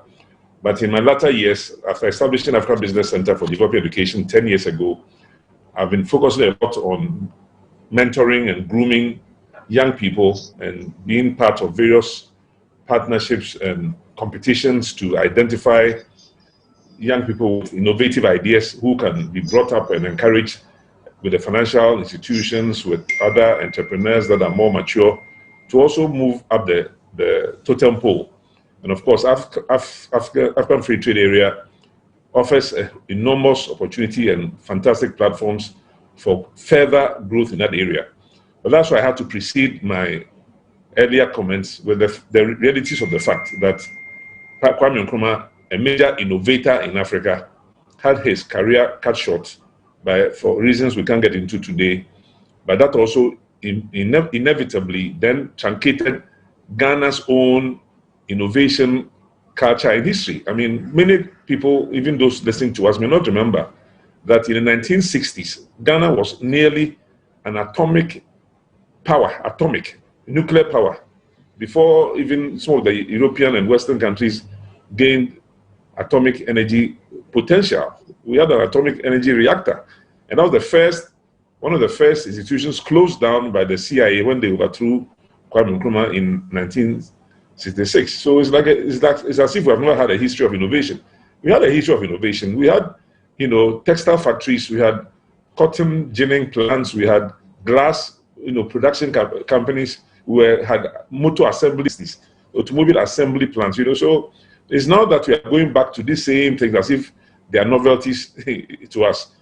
Meantime, our science and technological innovation, the university content has been changed and modified, and the University of Science and Technology, for example, now teaches more art students than science students. Well, we have bastardized our agenda, the agenda of Kwame Nkrumah, which was a science and technology-driven agenda for Africa. So we can of course go back to basics, which is what A, B, C, D is about. Let's go back to basics, learn our alphabets, and then try and change our educational system to make it more technology-driven. Let's have some prizes and let's have some awards and let's have some recognition of innovators and technologists. In almost all African countries, there are all kinds of awards for musicians, for artists, for drummers, for politicians, for everybody, but not so much for the science and technology people. Prize of one kind or the other can go to that sector. So there are many, many things I think we can do as a continent if we actually want to drive innovation and technology, so that we are not just consumers of technology, but we are producers of the technology. And we're talking about very, very, very basic things. How many African countries can assemble a tractor? Everybody needs a tractor or other farm equipment for us to advance agriculture. But if we can't even assemble a tractor, simple thing, we by force want to import cars and sometimes want to assemble cars. And why don't we start with some very simple things that in our agricultural training colleges and our universities and polytechnics, students can study, pass, and actually go and manufacture with teams that I've been also working with various business groups to establish mentorship programs. ABCD itself offers a lot of mentorship programs, but we need businessmen and women, successful businessmen and women, to be able to come together as consortia to support each other. But one of the challenges I faced, even as a Minister for Trade and Industry of Ghana, is I'll call 5 business men and women and say that, look, there's this particular project that we would like you to jointly invest in. They did anything. Nobody don't need to be their own sole proprietor, so that, so if we are not willing to even collaborate in one country, not to mention across countries, in production of goods and services that were profitable, as proposing profitable companies and propositions. I used to work with the International Finance Corporation in Washington, D.C., part of the World Bank Group. So I understand finance and banking. And I'll be telling these people, look, these are opportunities for us Africans. I'm supposed to work with this person or that person, and I can't do it. So our problems are multifaceted. And often, a lot of it goes down to the psychology, the whole psychology of our very essence and our being, and our Pan-Africanist thinking or lack of Pan-Africanist thinking. Most of us, when Nkrumah tried to even bring 4 African countries together, Ghana, Guinea, Mali, we don't share a common border. Some of them were speaking French. But Nkrumah, to prove that we can unite as Africans, he told these 3 countries, come together. He then told Lumumba, all the way down in the central of Africa, come and join us. Lumumba was about to join a Ghana, Guinea, Mali Federation in Nkrumah's time when he was overthrown. Okay, so other African countries went their separate ways. That is okay. We are trying to start from scratch. The African Common Central Bank had been thought about long ago. Various African financial institutions thought about long ago. We are now trying to rebuild and relive some of the history of our fathers and our grandfathers. So, well, let's get on with it. It's not an easy exercise, because there are other countries that don't wish Africa well and which are watching us. And when you want to build a railway line across 6 African countries, I'm involved in a certain project for a certain nature, you find that there are interferences. One country A, country B, they won't tell you why, but they're not interested. Country Y will not be part of a certain committee.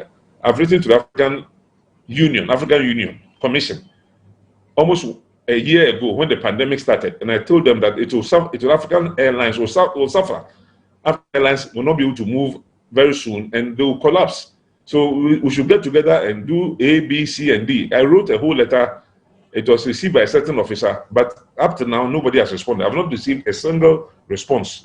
Now, this is not because they don't know me. I've been to African Union Commission many times. I've served on their panels. I've been part of the group that was supposed to invite us of one kind or the other. Ministerial experience. I was even chairman of that president when they couldn't attend the high committee on trade meetings. I chaired the meetings of the African high-level committee on trade, leading to the AfCFTA, when my president was not available, or he was even at the AU summit, but busy with security and other political issues that were often more popular with our heads of state. So we have enough to complain about. But yes, I also have a lot of stories to tell, which I'm not choosing to speak about enough anyway, because the mentorship has led to a lot of innovation. I'm currently involved with supporting some 3 young men to bring about an African cross-border payments project. I actually created and promoted a Pan-African trade hub system, which was actually launched in Nairobi with the Minister of Trade and Industry at the time and myself in the Kenyatta Conference Center, to be a precursor of certain projects that could allow the AfCFTA to flourish. I'm involved also in a startup company which is on e-commerce platform. So fintech, e-commerce, I'm all over the place. But, well, I'm also aware of what may be the frustrations of the private sector, because I myself have tried to bridge certain gaps, not always too successfully. For example, in Ghana, I've launched and created the annual forum on government, academia, and industry collaboration, called Industry, Government, Academia Collaboration, that one of your panelists was speaking about, or several panelists have spoken about. How do we get our technology institutions to collaborate? There are many discoveries or, well, research findings of our science and technology institutes which are lying on files and gathering dust.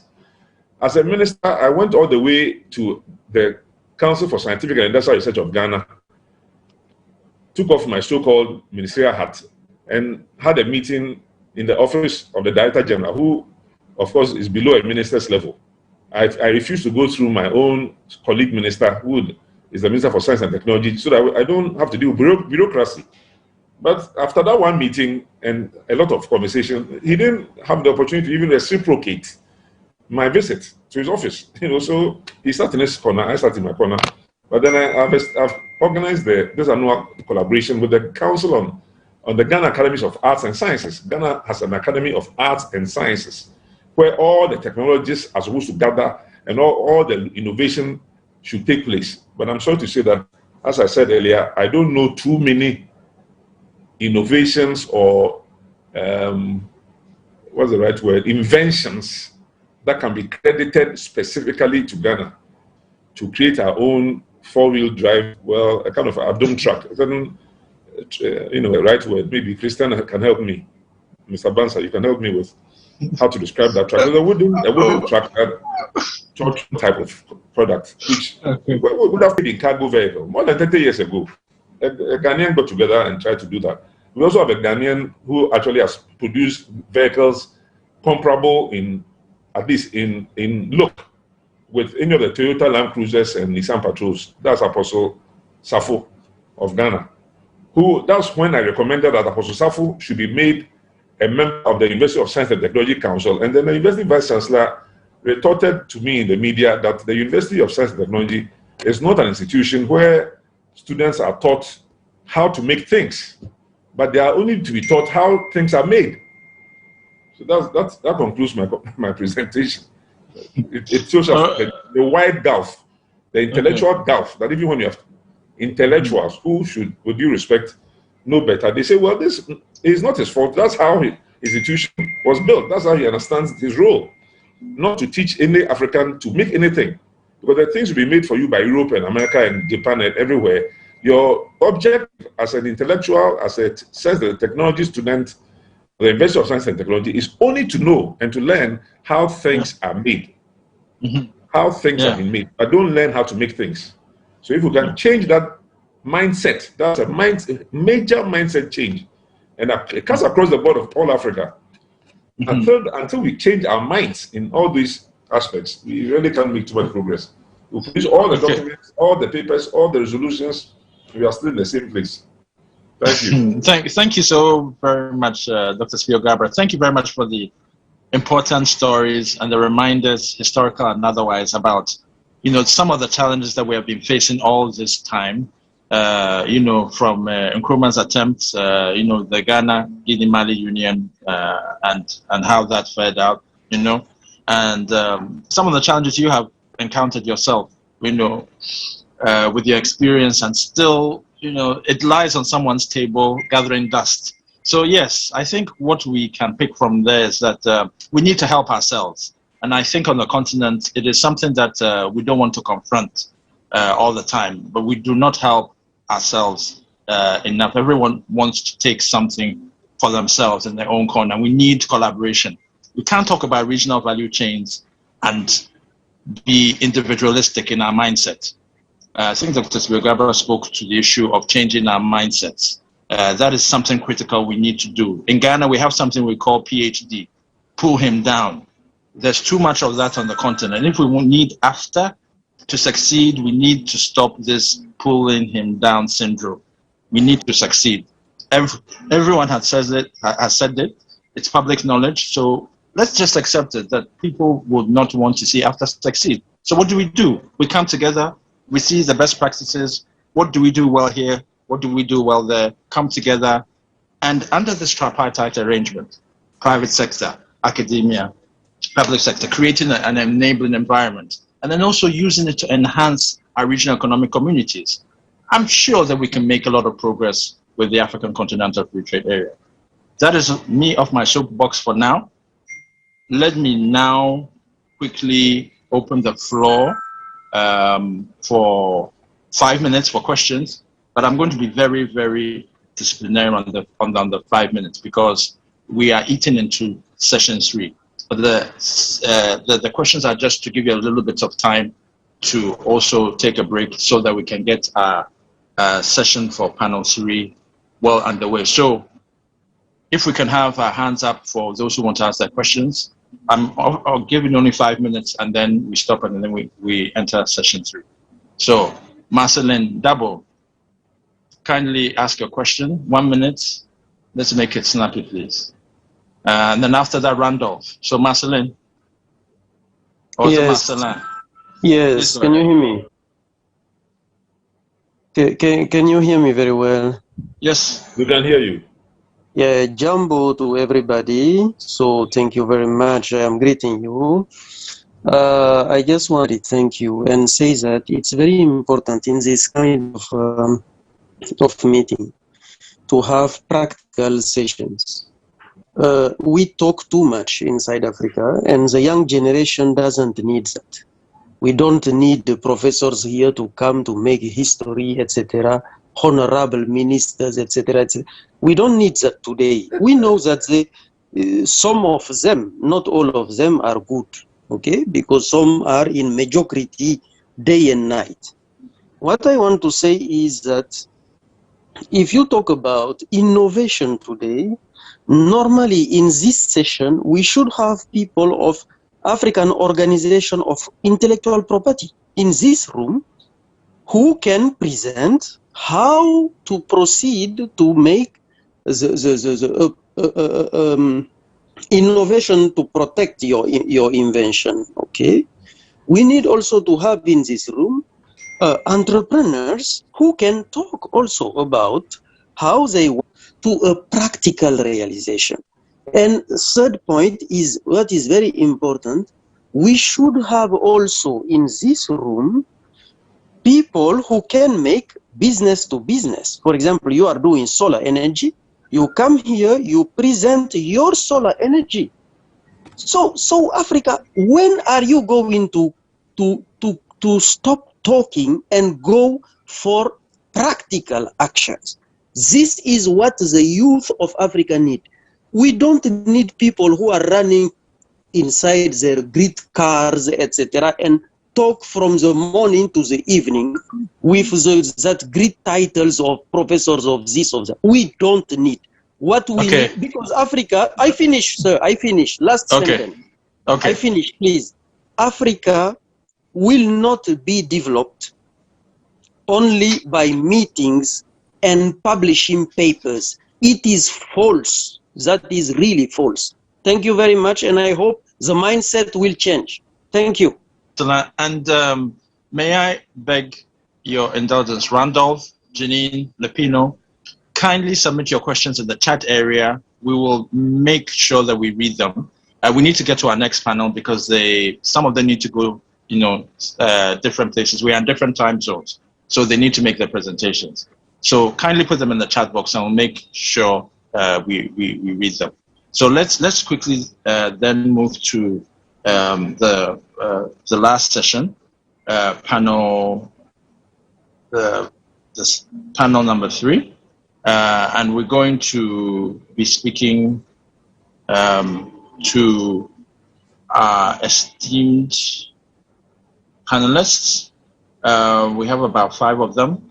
The session is on SMEs and women at the innovation frontiers. So our panelists for this final session, Mr. Ian Sayers, who is the Senior Advisor, Access to Finance for MSMEs, International Trade Center. Mr. Ian Sayers, if you are around and you can kindly unmute your mic for us, kindly do so.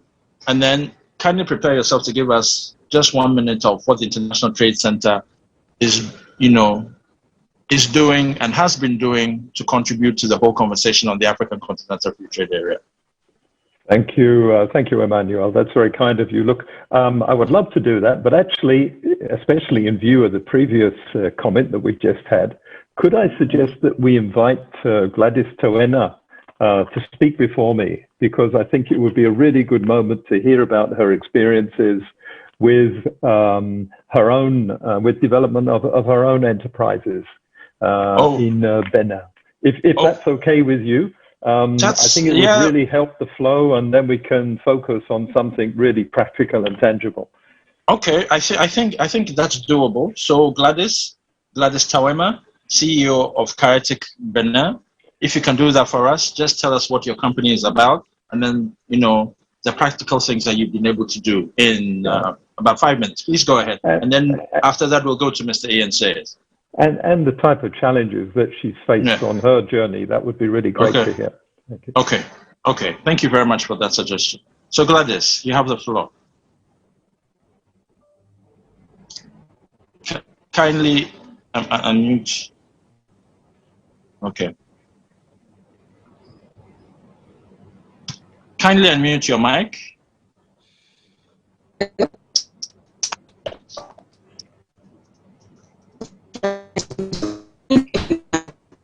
Looks that the line is quite bad.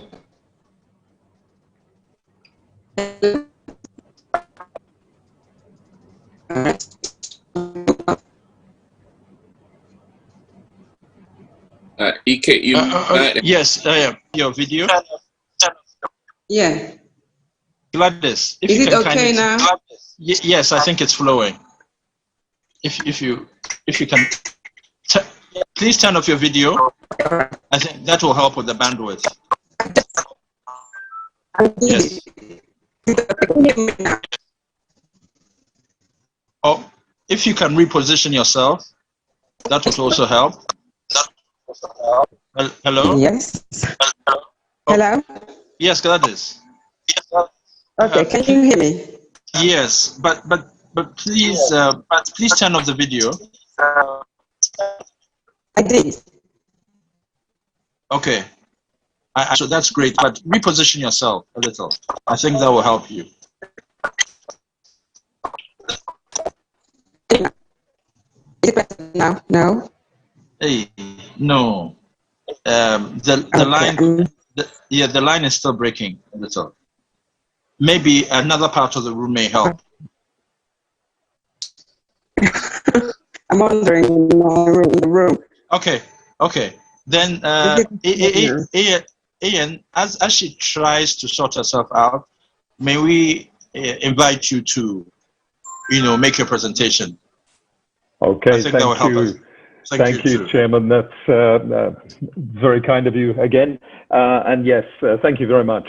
So look, for those of our audience who don't know the International Trade Center, we are the UN agency that's responsible for supporting sustainable trade and enterprise development, but with a particular focus on women and young entrepreneurs and what we refer to as internationalizing SMEs. And I head up ITC's Access to Finance practice, and my colleague David Cordobez, who will be joining us later on in this in this session, is responsible for ITC's Youth Empowerment Program and Youth and Trade programs. So look, between us, we have quite a few years of experience of working with startups and with young enterprises in Africa. And I have to say, I've been listening this afternoon to the previous two sessions, and there's a lot of great ideas about what we can aspire to coming out there. We know from our experience that Africa is blessed with many young, creative spirits that are working their way into the economy, some out of necessity, some out of a real need to do something for the continent. And I think it's time to consider some more practical issues. that they face and what we can do about them. So this was my starting point. It's a pity we couldn't hear in Gladys's story first, but look, the way we look at this is really, if you consider what we call the three stages of innovation, or if you take an entrepreneur that has an idea, you know, the first stage is really usually trying to do some research, do some design, test whatever it is, whether it's a product or a service, and then try to perfect it in some way. And the big challenge here is whilst you're doing all that, how do you eat? You know, how do you get basically some money to do things, or even to buy stuff that you need, or do the testing, or use a lab, or whatever you have to do? How do you actually do that? And there are several things you can turn to. You've got maybe some incubators. You might be perfecting your innovation, or you may have some innovation, some philanthropic friends that can support you in that process. But look, in our experience, there's just not enough good incubators to go around. We work with quite a few in East Africa and some in West Africa, also even in Ghana. But there's really just not enough to go around for the large number of creative, innovative new enterprises that we see in the continent. Now, the second point is when you're getting from that innovation stage and you're trying to get to market with what we call a repeatable product, or service, and you're trying to do that quicker than somebody else does. Now, there's been a lot of talk about intellectual property rules and how they can be applied, or how difficult it is to get the certificates and actually defend them. In actual fact, these days, even for very big companies, the name of the game is all about how you can get to market quickest and build up your market share so that nobody else really stands a chance of getting in and undermining you or stealing your product before everybody knows about it.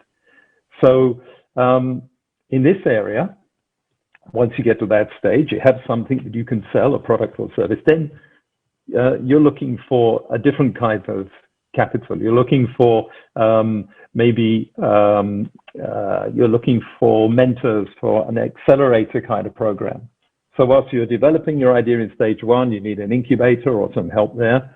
Whilst you're actually trying to get it to market quickly, it's all about accelerating your business and growing your business. And so ideally you can find some money, but also some money coming from people who can mentor you in that process, because it is difficult. You're going from a single person operation and suddenly you need a team. All right. And then this is usually where most enterprises fail, by the way. Now we get to the third stage where your innovation, you've got past actually getting it to market. You're starting to make regular sales and to see demand. And now things are looking up. Well, you suddenly have to learn how to manage a business and manage a staff, do reporting, do accounting, traveling to all sorts of places. At the same time, you're trying to ensure that whatever you're actually making or selling is still the right quality, and the operational side is still profitable, and that all the transactions work. Problems, massive challenges, I should say, across the African continent. Now, one of the main areas of challenges here is not so much in the capital financing at that stage, because once you've got a product or service which has stabilized in the market, you can usually get some kind of loans or investment capital from somebody. The big problems, the big challenges are all about cross-border sales. And Tiki Barnard, she referred to that when she was saying, how do you get paid? And this is a very realistic challenge. Now in West Africa, you have two monetary unions already.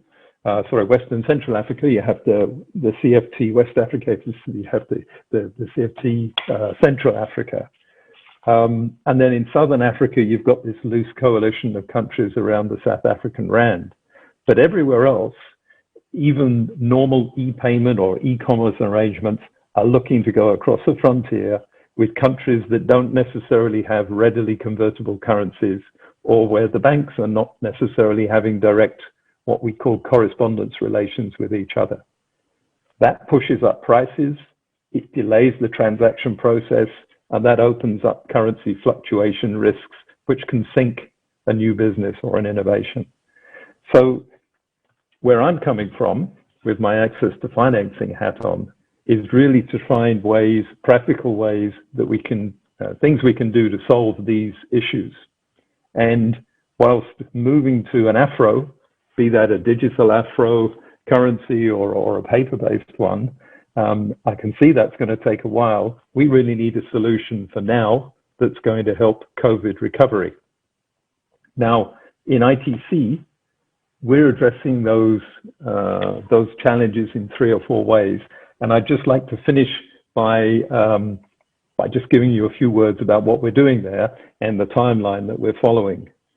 But this is not so much I'm trying to promote what we're doing, although that's very nice. It's also about just giving our audience ideas about some of the things that you need to look at. So probably the best way to think of this is to consider the supply chain across borders and look at the difference between the moment when an exporter processor of whatever size has to buy in inputs for his business or her business, be they from a farmer's or whatever, they have to buy in some inputs. They can invoice a buyer, and then the buyer takes a while to pay them. So they have a huge exposure there. And if your cross-border financing transactions are not working well, that exposure can be extended to 10 or 15 days more than it has to be, just because the transaction process of moving money just takes too long between one bank and another. So this is something we're trying to improve, because it's another area that totally impedes the growth of businesses. Because if you can't get financing upstream in a business, then there's no way that that business can afford to buy in the export quality produce or the export quality inputs consistently, and then sell them across border and actually build up its business, increase it in size. So look, there's 4 areas we're working in. And they're also innovative, I have to say. One area is what we call short-term financing guarantees. And we're looking at that with banks and donors in Africa for supporting, on one level, community financing providers so that they can dramatically cut the cost of interest and the need for collateral to start up entrepreneurs and community enterprises. At the next level, we're looking at SME exporters and how they can get guarantees, how we can provide guarantees through development financing institutions that allow the tier 2 and tier 3 banks that those exporters work with to reduce the cost of the short-term interest rates and also reduce their collateral requirements. And our target is to get the figure below 10%. We're also building in development some new information platforms that allow MSMEs to see at no cost all of the financing and business development advisory services that are available to them. This platform is called the Financing Gateway, and that's going to be available very soon in a number of countries in East Africa, first of all. And we've been testing some innovative e-commerce payment channels for cross-border e-commerce, B2B and B2C. So look, a lot of these innovations are going to be rolling out soon, and we'll be very pleased to inform people about them. But I come back to my initial idea there, that the way we've gone about developing these new approaches is really to unpick the supply chain and look at all the transactions along it to see where things can be improved or can be changed, even if it's just a little bit. You know, it's a bit like saying all over the last year, enterprise defaults have risen to 3%, but sorry, have risen to 30%. But actually that's not the case. Long-term loans, defaults have been rising to 30%, but short-term loan defaults, trade-related financing, still remain at 2 or 3% maximum, or less.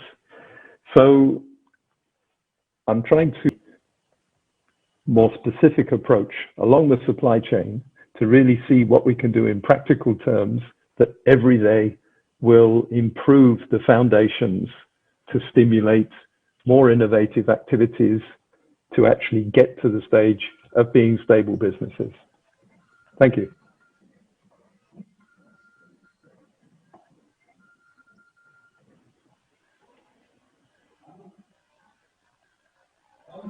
Hello, thank you very much, Ian, for your presentation. I just wanted to find out whether maybe you can speak to the issues that Gladys was trying to speak to. Given her bad connection, maybe you could just offer us a quick rundown of some of the things that you know she was coming to talk about. I think that would help us save time.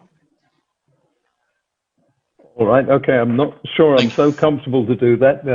I've spent the last 48 hours in a conference with the Pacific, so I'm slightly jet-lagged without having the benefit of pass through an airport.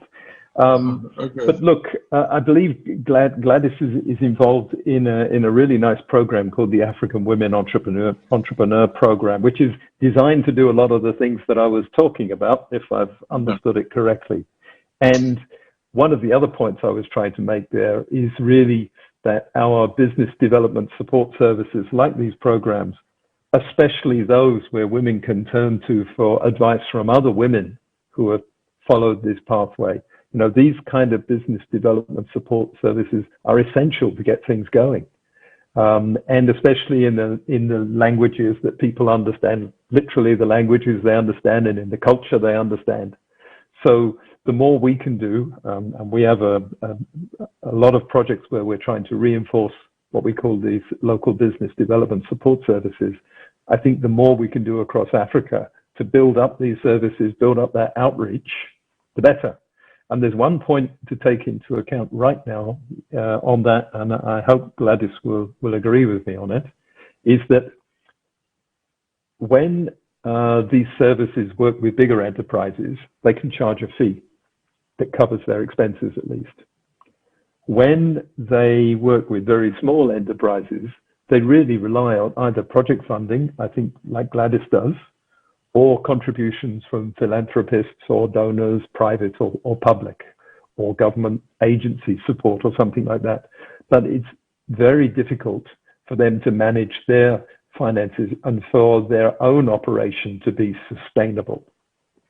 So we need to think how we can sustain these support services, which are essential for bringing on entrepreneurs and innovation. Hello? Hello, Ian? Yes, I'm here. Did you hear me? Yes, I think you are wrapping up. The line just went off. Okay, all right. Yes, no, I was just saying that I would put out a call, if you like, to your audience to support or to encourage the support of the type of business development services that Gladys is leading there, so that they can actually expand their operations. Because at the end of the day, we're really looking at what you can do upstream in a supply chain that's going to increase the overall capacity and the ability of conditioners, processors, assembly businesses, or even, IT programming hubs. They're all outsourcing work upstream, if you like, to other people and other suppliers. So we need to make sure that the upstream part of the business gets as much attention as the people in the middle and the actual exporters. Otherwise, you don't have enough export quality stuff to actually create an economic impact. Okay, thank you very much for trying to merge two presentations in one. I'm sure we can get back to Gladys at a later stage, but thank you very much for trying to unpack that. I think it's important for us to know exactly what the ITC is doing and how it is practically supporting women to help enter the Continental Free Trade Area market. So that's very good news, and we hope to be working and speaking with you in subsequent spaces.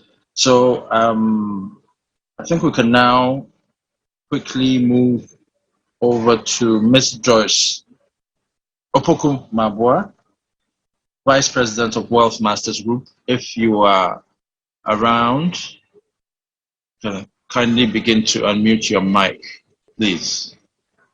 Joyce. Hi. Yes.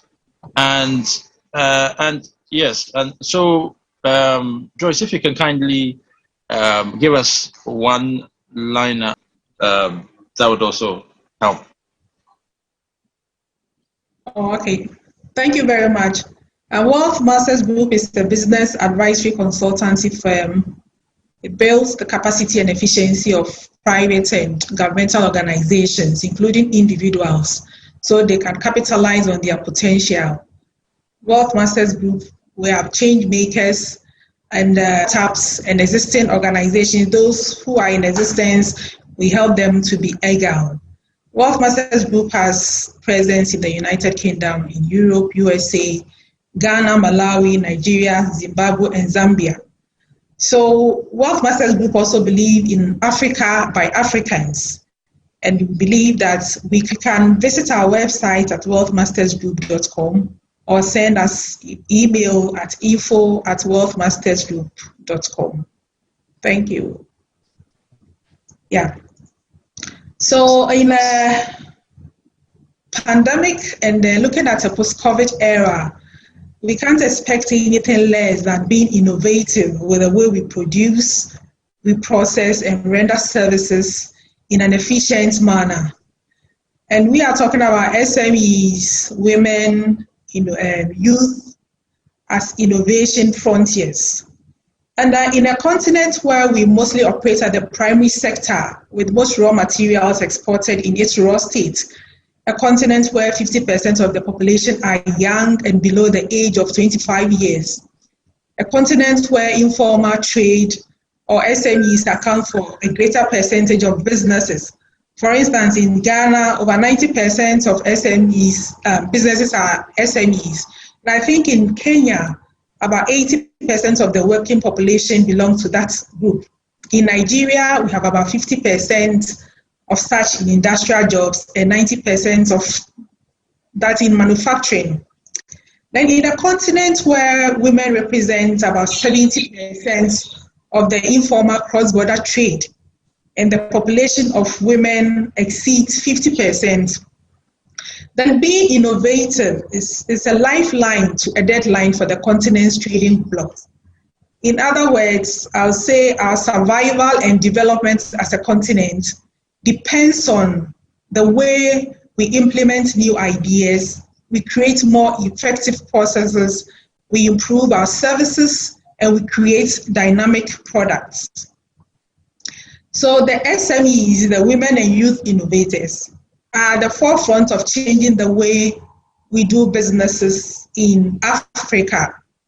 And then in trying to put this whole thing in context, because we seek to right the wrongs of doing business in Africa, then it's imperative that we get to know and understand where we are or where we were before we know where we ought to. A few statistics. I think a research conducted by McPain indicated that closer to 90 to 95% of innovations in Africa fail. And there is a research also by World Bank which shows that the mortality rate of SMEs among African countries remain very high, with 5 out of 7 new businesses failing in the first year. So the question is, what has been the problem? Why these failed? And then I think in the past few days, and then our earlier speakers have talked about the problem that we have faced on the continent: mindset change, financial constraints, knowledge gaps, risk aversion, depth of market information, Some of these have been problems that we have faced. But then what can we do about it? I'm talking about a long-term solution. Some of these solutions in Ghana, for instance, we have some of the initiatives, some of the hubs, some of the development centers. I think Dr. Spiogabra mentioned some of them. But we are thinking Africa. So the onus lies on both the innovators, our government, and all other people. So at the forefront, what do we ask? One of the things we could do would be to enhance the rate of success of innovation. So if they fail, what happens? Do we solve real problems? So innovations are supposed to solve real problems. If they don't, then we need to have a rethink or to take a second look at it. The timelines where we release our products, the pricing mechanisms, the quality and finishing of the products we have. Sometimes you go to the market and then you find two products. The finishing of one will simply turn you off. So if it's an innovation, somebody needs patronage, then you not even go into it, let alone patronize it. These are some of the things that depend on the innovator and has to be taken care of. Then we have the issue of the mindset. We have gender stereotyping. There are some that perceive certain activities as a preserve of men. And then we also have to develop tastes for local content. In Ghana, we have this Kantanka automobile. If government could make it that if all procurement of government vehicles, maybe about 50% or 60% could be from such, then you are empowering this man. I think Dr. Spiogabra mentioned his name, one Apostle Kujostafo. These are things that we have to do to be able to support our own.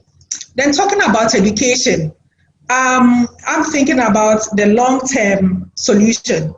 In a continent where the population growth is 2.7%, then we have to start doing it right from the beginning. AfCFTA came into effect 1st of January. So this is just the beginning. When we talk about the education sector, we can talk about the school curriculum. It should encourage creative and innovative ideas right from primary school to the tertiary institutions. And this should be preferred over the rote learning that we inherited from our colonial masters. I think Dr. Spiogabra also mentioned that one lecturer said at the university, you learn how things are made and not how we make things.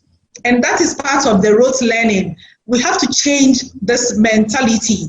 And in our school curriculum, we have to encourage this. And then with the career and counseling guidance in school, they should be strengthened. If they are strengthened and promoted, they'll be able to unearth talents of individuals at very early ages for development. Then graduates from academic institutions should be able to meet the needs of industry. There is a disconnect between industry and academia, but there should be the link. They should speak together so that at the end of the day, the graduates that are churned out are able to meet industry needs. Then there's also the perception about vocational to technical institutions. The status should be elevated. Most people think that when you go to the vocational or technical institution, you are a dropout or a failure. So if we enhance or we elevate the status, then we are in effect encouraging individuals to go more into vocational to technical institutions so that they will improve upon the skills and add talent to be able to move the agenda forward. Then we have training and business development or research centers for SMEs, youth, and women. We have some of these facilities. Some of them, we are talking Africa, and in some countries have such business development centers. And then those that are in existence, they have to be well resourced so that they'll be able to do what is expected of them.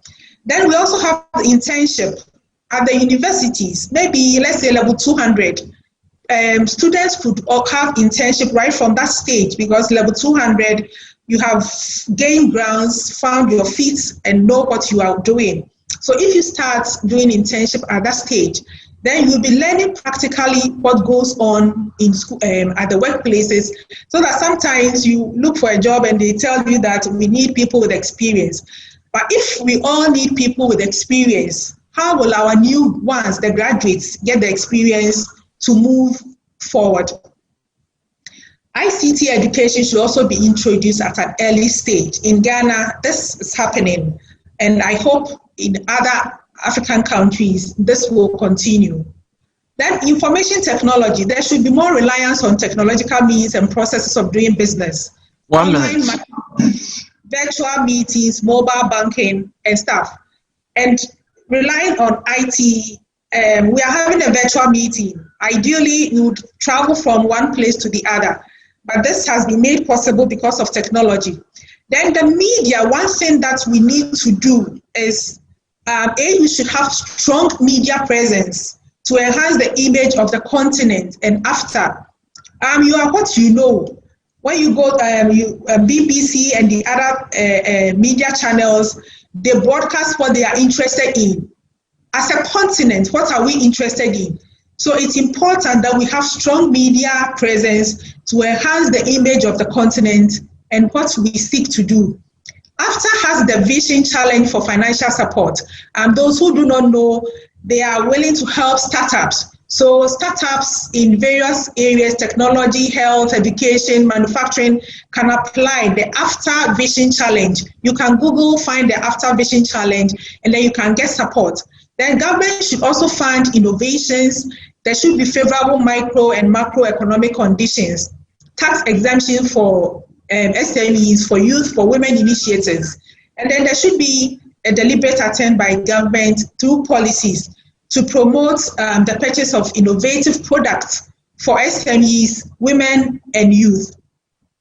And then there could also be the awards women and youth innovation to encourage women and youth to go into innovative ideas and come up with products. Thank you. All right. So Joyce, thank you very much, Joyce Opokumabwa of Wealth Masters Group, for your presentation. Very enlightening points there as well. Let's quickly go over to Emmanuel, Data Capital International. If you are there, yes, we can see you. Kindly unmute your mic, and then let's proceed to have your presentation, please. All right, thank you very much. I hope you can hear me. Yes, we can hear you. Thanks a lot. All right, so let me first of all congratulate the organizers and all the presenters and the high-profile people who have made contributions to this very, very important subject matter. I think a lot of issues have been already said, and what I just want to do is to attempt to respond to some of the key questions that we have been looking at, and I want to focus on just 3 of them. And I must say that I think listening to the Honorable, my former Minister Spiro Gabra, and all of that, I think a lot of the issues have been addressed. But the first thing I want to address is the issue of what the question says: what national and continental institutions can establish to harness the innovative space. I think from where I sit, one of the key things we need to look at is what I call the policies that can promote and protect intellectual property rights of innovators. Now, Africans would have to be given the deep assurance that once we are able to innovate, the intellectual property right would have to stay with the owners of the innovators. If that does not happen, idea generation and these things that will lead to innovation is not going to thrive in Africa. So that's a very, very key point. The second point I also want to add, which already a lot of speakers have been alluded to, is innovation funding. How do we ensure that young people and students at the tertiary level who have ideas and they want to really go into innovation can be supported? If funding is not made available, it's just not going to help people be able to be innovative as much as we want. The third point I want to make also is that now if you look at Africa, Africa is largely, if you look at most of the things that really drive us as far as our business is concerned, agribusiness is very, very important. I mean, recently in our company, Human Capital International, collaborated with the Africa Continental Free Trade Area, and we hosted a summit which was on agribusiness, digital innovation, and within the African Continental Free Trade Area. Now, a lot of the things that came up during the discussion was that Africa need to be intentional if we want on the continent. If we don't, we're going to have so many people talking about innovation, but the question is, where are we driving the agenda? So being intentional about our innovation policies and programs is very, very key. The second question I also want to look at is academia and research institutions and how they can support research and innovation under the Africa Continental Free Trade Area. And here I want to again, align with some of the comments that have already been made. It is very, very important that we move away from the education of what to and rather focus on how to. It's very sad that if you listen to what the Honorable Spogabra said, to have a vice chancellor who would say that our educational system is not focusing on helping our tertiary students to think about how, but rather to look at what they can, but this is the challenge. If we are going to create a culture that will promote innovation, we are going to have to look at the fundamental issues that govern our educational system as far as Africa is concerned. For example, and if you permit me, now if you go to most of our tertiary institutions, even who becomes a vice chancellor, to a very large extent, sometimes becomes a political issue, not as a result of competence, not as a result of vision, not as a result of leadership, but who is in that position to recommend you or to support you. So the idea of shifting away from what to how to is key. Then we must also look at teaching should be in a way that connects learning to problem solving. This idea of numeracy is good, but how do we connect the things that are taught in class to relate to the problems in our communities, to the problems in the country, at the continent, so that, for example, when students are required to do some sort of thesis or whatever, not just things that are going to end up in the shelves, but these are problem solutions that can help us to advance the continent as far as innovation is concerned. So academia and research institutions are critical.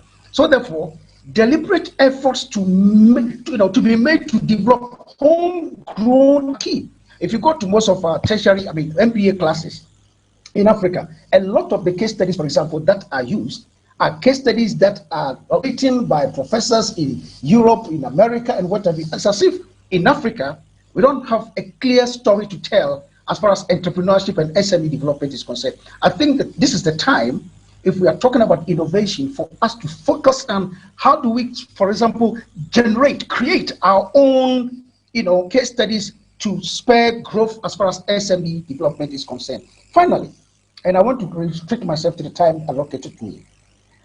The third question that has been asked is, how can we promote and develop a culture of innovation? And I think this is very, very important. Now, from where I sit and in my years of working with young people and in SMEs, I think to answer this question, one of the key questions we must ask ourselves is what sort of mindset, and this issue of mindset have been mentioned several times throughout this month, throughout this week.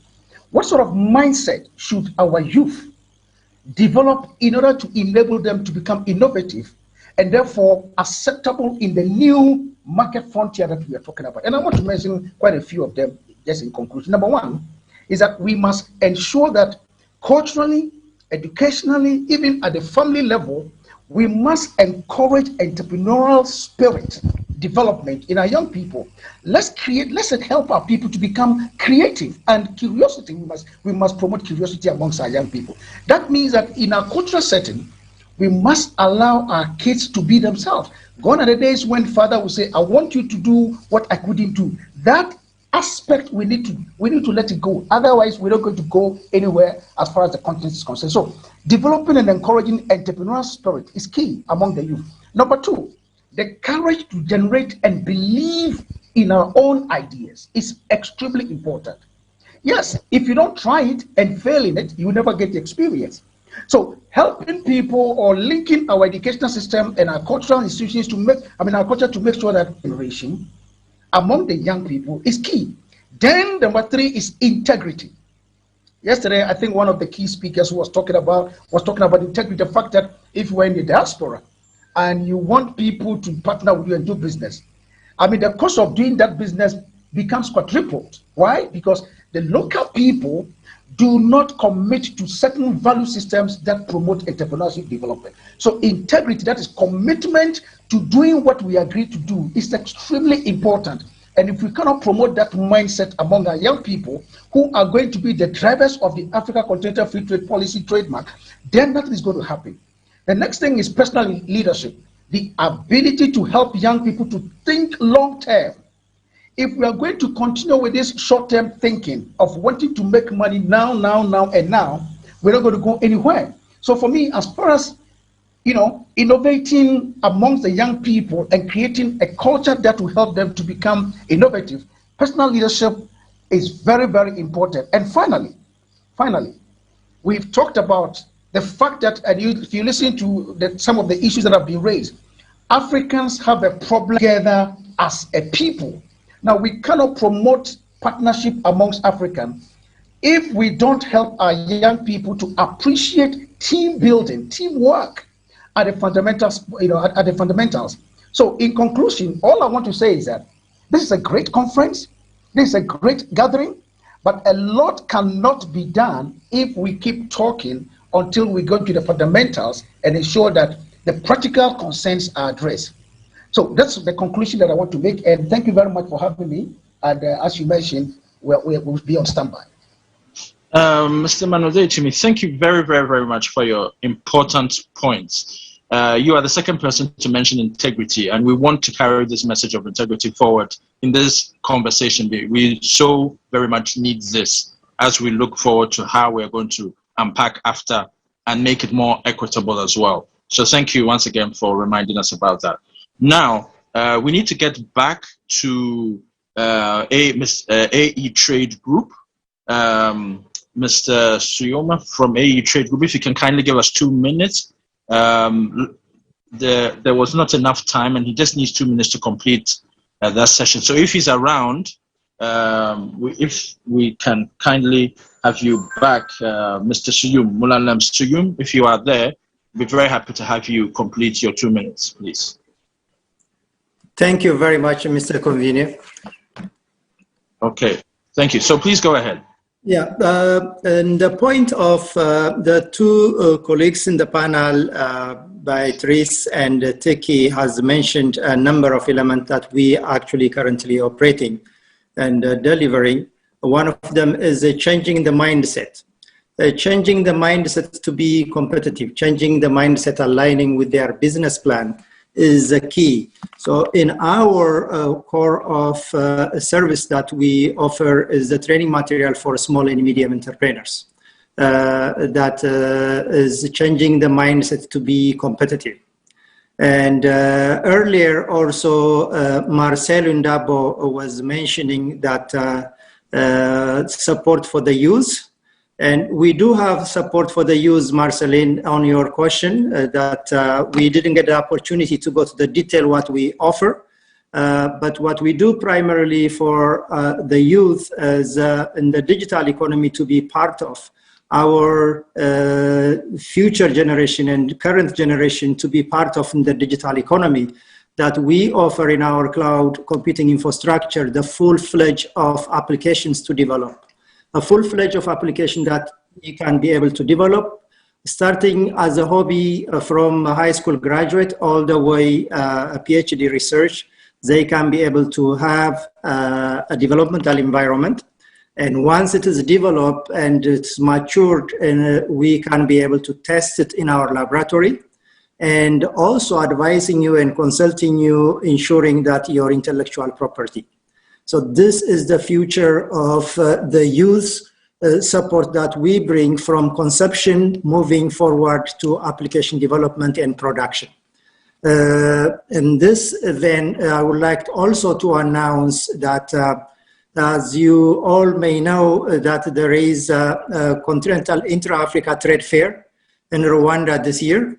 We are sponsoring 150 youth, and 150 youth, women and men, that could be able to come, and you need to compete, you need to submit on the youth competition in our website platform, atradegroup.com/youth. You will find it in the chat room, our site. That is one. The second one is digital inclusion. In the digital inclusion, we are manufacturing a solar laptop manufacturing where remote area can be accessible. That does not require electricity. That does not require local internet connections. It can connect to the satellite. That is for the digital inclusion. That also facilitates the number of challenges in the border and remote area for trade facilitation, custom clearance for government. The third one is on the financial inclusion. We do have a smart financing approach where we could be able to work with our strategic partners on the multilateral financial institutions we offer. And finally, for Beatrice for the agriculture women, as part of the Women's Day, before yesterday, we announced 10,000 women we are sponsoring to use the e-commerce platform for the whole year that we are sponsoring for 10,000 women. So that is also one of the service that we are offering. So Kuku Africa is one of the continental e-commerce marketplace where everyone become part of it. And we are sponsoring 10,000 women for the whole year to use that. Beside all that, for Tiki, that she has also mentioned the capacity building. As part of the capacity building, we offer for small and medium entrepreneurs in the continent that we to create 600,000 small and medium enterprises in the next 4 years. 22 million jobs that will intern in that job. And we are here to assist small and medium entrepreneurs in the number of areas. Unfortunately, because of the timing, that we couldn't unleash all the product and services that we offer. But we encourage you to go and see the website, the atradegroup.com, that the Research and Innovation Center that we offer to collaborate and work with academia, and the learning center that we offer, changing the mindset, and a number of various different services and product. You will be able to find it in the website. Thank you very much.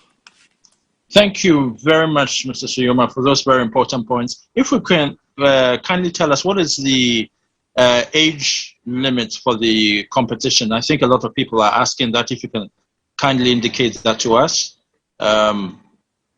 Very quickly. Yes, I am just putting the website up here. Our questions are there, but between 18 to 35 businesses can participate. Okay, between 18 to 35. Okay, thank you very much. We wish you a great evening. All right, so we can now move on to Mr. Richard Ngatia, Chairman of the Great Lakes Region Private Sector Forum, also one of the organizers of the APSS. You're still with us. Last session, Africa Private Sector Summit, hashtag APSS, hashtag righting BIZ wrongs on Twitter. For those who missed the conversation today, you can go to Twitter, use that hashtag, hashtag APSS, hashtag righting biz wrongs, and follow the conversation throughout the day on the presenters, their key points, the salient ones, etc., etc. And you can do that also. Follow the thread for the past 3 days as well. Live tweeting unit will be doing that for tomorrow as well, making sure that we wrap up with a bang. So thank you once again to our powerful trio for the live tweeting.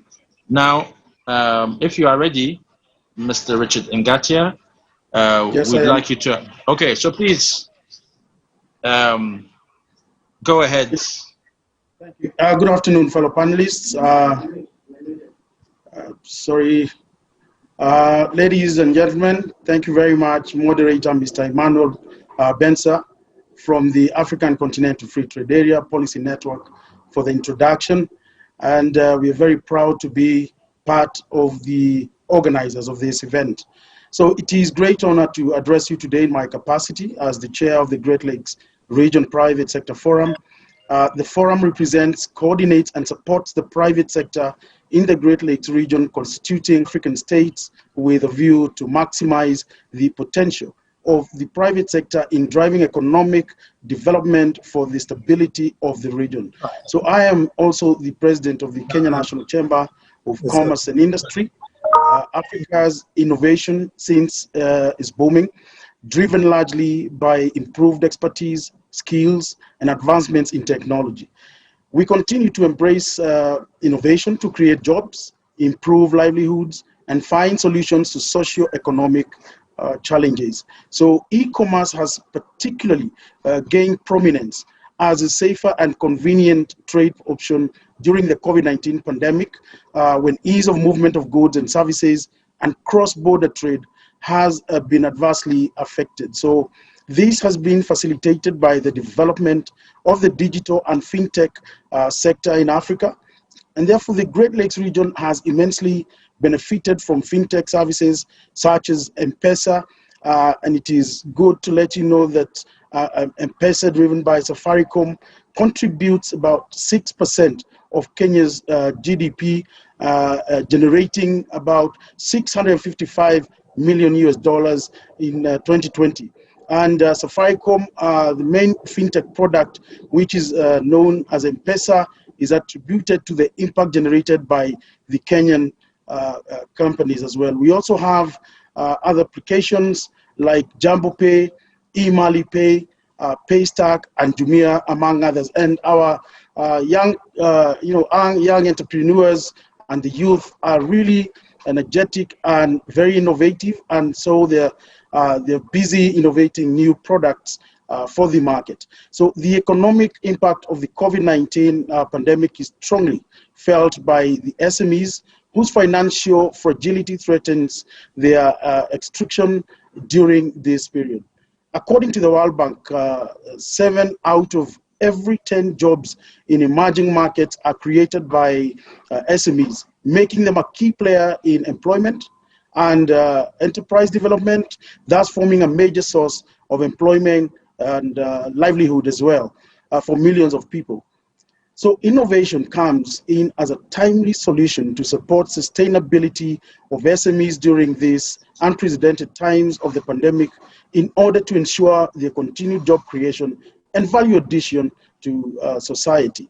So incentives must be provided for SMEs to invest in digital solutions and to enable them fully participate in e-commerce under the African Continental Free Trade Area. And this could be made possible by enabling access to digital infrastructure, lowering the tariffs on digital products and custom duties to lower the cost on doing business. For instance, in Kenya, the Kenya National Chamber of Commerce and Industry, where I serve as the president, is in partnership with a development partner, namely MasterCard Foundation, where we are implementing the MSME's COVID-19 Recovery Resilience Program. And through this program, MSMEs have benefited from approximately $6 million funding which assistance to the MSMEs to ensure business continuity and sustainability. And also very important is, and in partnership with Equity Bank Kenya, SMEs have benefited from a credit facility of $200 million to support SME post-COVID business recovery. It's an ongoing process and ongoing program. We have been able to capacity build and also to educate the MSMEs on financial literacy, bookkeeping, and to prepare them for markets as well, and also making sure that now they can be ready to access credit. So SMEs should be well equipped and capacitated to understand the digital environment of doing business. There is need to train SMEs on the intellectual property rights, like has been alluded by one of our panelists, and management of digital trading platforms, electronic contracts, consumer protection laws, taxation, cybersecurity, and data protection as well. So in order to facilitate trade of SMEs in e-commerce, there is need to ensure access and security of digital payment systems that will lower the cost of digital transactions. And with the advent of the African Continental Free Trade Area, it is time for African states to develop domestic ICT export sectors to encourage innovation and export of their digital services. So innovation and technology provides opportunity to accelerate the achievement of the SDG number 5 on gender equality and the empowerment of women and also girls who are currently limited for access. So barriers contributing to such low internet use among African women include lack of affordability, low digital literacy, and low confidence and lack of relevant content. So application and services that suit the preferences of women who are less likely than men to own mobile phones and access the internet regularly. So apparently, they constitute nearly half of all MSMEs compared to male-owned MSMEs, and their businesses face more severe legal, regulatory, and administrative barriers.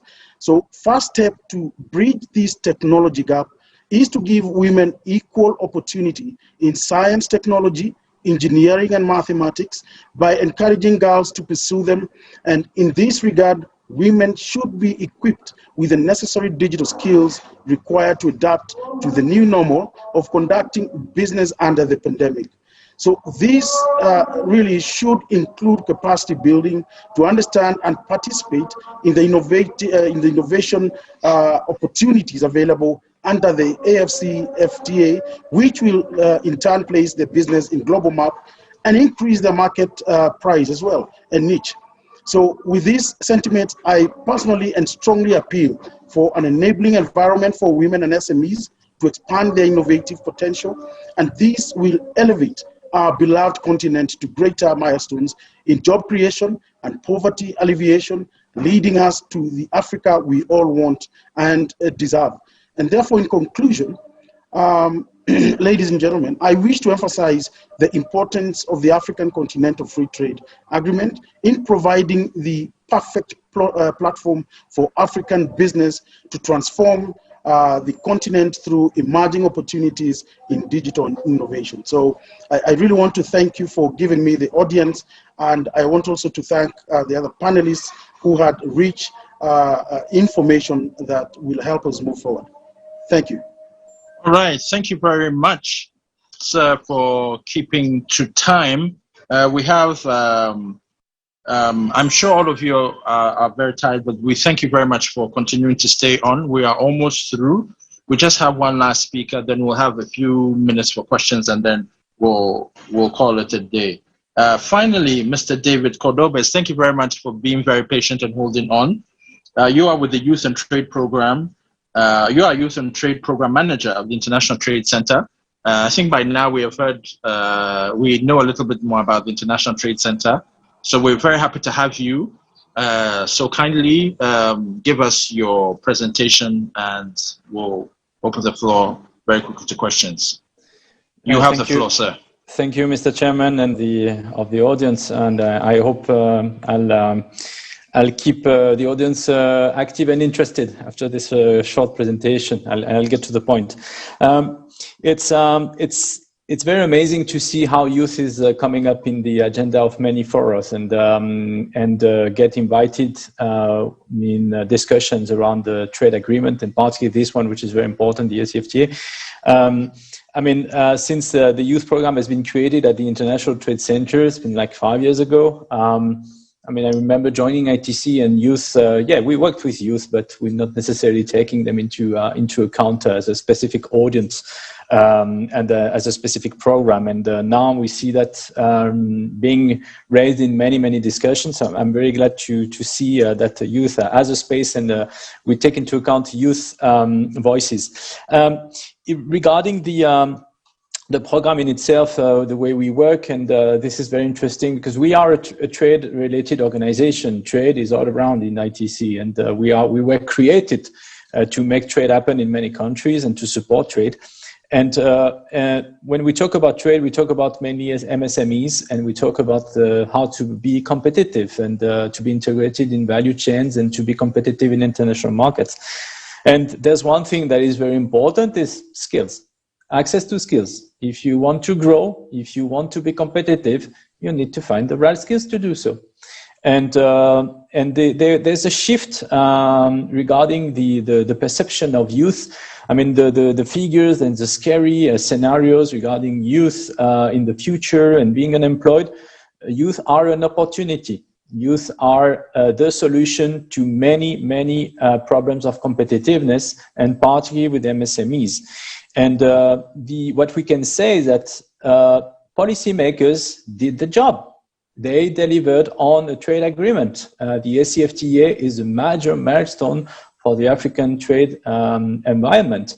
But now, how do we make it happen? And how do we trickle down this trade agreement? And how do we make it palatable for the younger generation and the younger innovators that are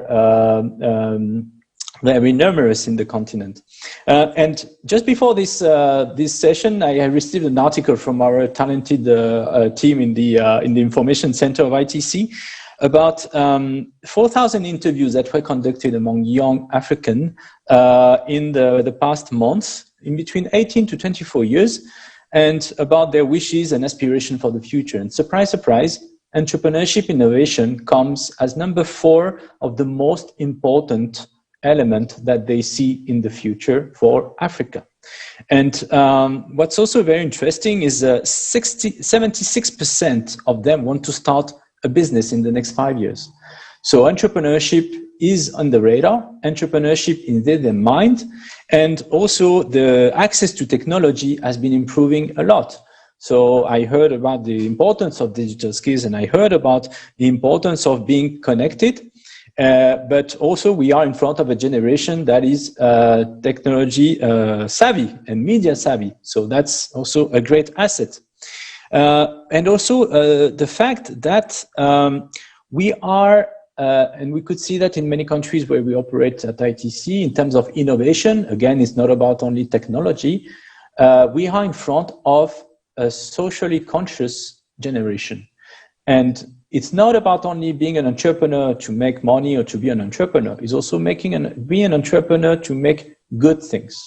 And social entrepreneurship has been really increasing in the continent and in many countries around the world. And what's interesting is this consciousness about making business for good. So you're going to tell me this is beautiful, but how do we, and this entrepreneurship and innovative spirit of this younger generation? Well, we could see as well the consequences of the COVID-19 in many countries, and we managed to do a survey around our young entrepreneurs through the platform that we have, our young entrepreneurs, and the YE community, it's called, yecommunity.com. I invite you to go there, it's free.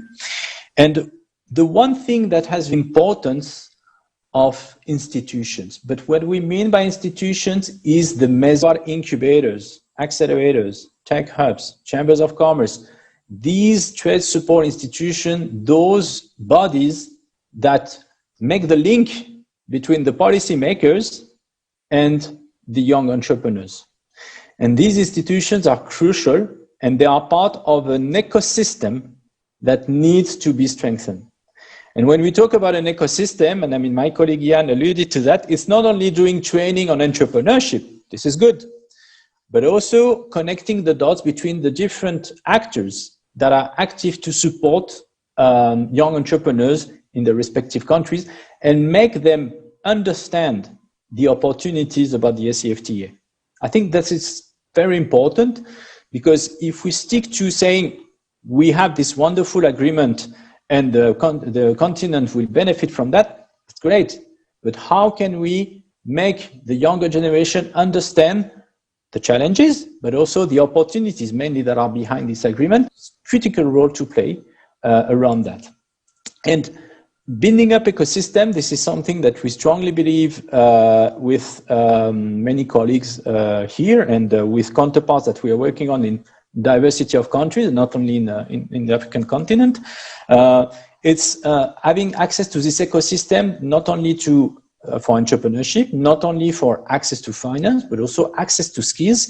I heard before the vocational training being mentioned. Very important to connect the dot between the educational system and the need of the private sector to fuel it with the right skills. And so the ecosystem around entrepreneurs and young entrepreneurs is also vital in order as well to exchange among peers. So it's not only like a push of information or the good practices towards the younger generation, but also making them connected and making them exchange about good practices and making them exchange about how do they overcome those obstacles and how they can innovate together. And another point I wanted to make, and this is a true story. I mentioned a lot of figures. I mentioned a lot of aspects around this important agreement and how to make it happen. Regarding Guinea-Conakry, and I was involved in a project there funded by European Union with the EU Trust Fund for the Sahel region, and I was involved in creating intervening in the mining region called in Bofa, and so there's a lot of bauxite in this region. And why I'm saying this, because 3 years ago I was there and I was talking to young people. I like talking to the young people in order to understand what are the concerns. And one of the concerns at that time of Guinea was irregular migration to the European Union. So it turned to be a real problem, and with all the consequences. And I was in front of 30 young people there in Bofa and asked them, are you tempted about this journey? 27 of them put their hand in the air and knowing exactly what was going to happen in the journey to Europe. So it's not that they didn't know, they know. And I was so shocked about that. And with the support of the European Union, we could revitalize a center of the youth there and make it only support entrepreneurship, but also a center to support employability. Because it's not about there were no job in the region. There are many mining companies acting there, and they had 500 jobs listed on an Excel sheet. The problem is the connect, the demand, and the supply, and there was no connector in between. And so thanks to the support again of the Guinean government and the European Union, we could make it happen and we could be the connector. And so the point I want to make here is that what's important among us and what's important for young entrepreneurs to innovate, to be able to innovate and to be able to be connected to market, we need to be the connectors. And all of us, in order for them to strive and to make this AfCFTA something very concrete in the future. So I wanted to add with this little anecdote, and I thank you for your patience for listening to me, Mr. Chairman, and giving back you the floor. Thank you very much, Mr. David Cordoves from the International Trade Center. Thank you for the anecdote and the very lively presentation. Given how late it is for a lot of people, thank you so very much. Now, we have entered the Q&A session, but it's just going to be for 5 minutes because we're just a little over time. So I already see some hands up. Mr. Yeomens and then James Muro. So Mr. Yeomens, kindly unmute your mic and ask your question, please.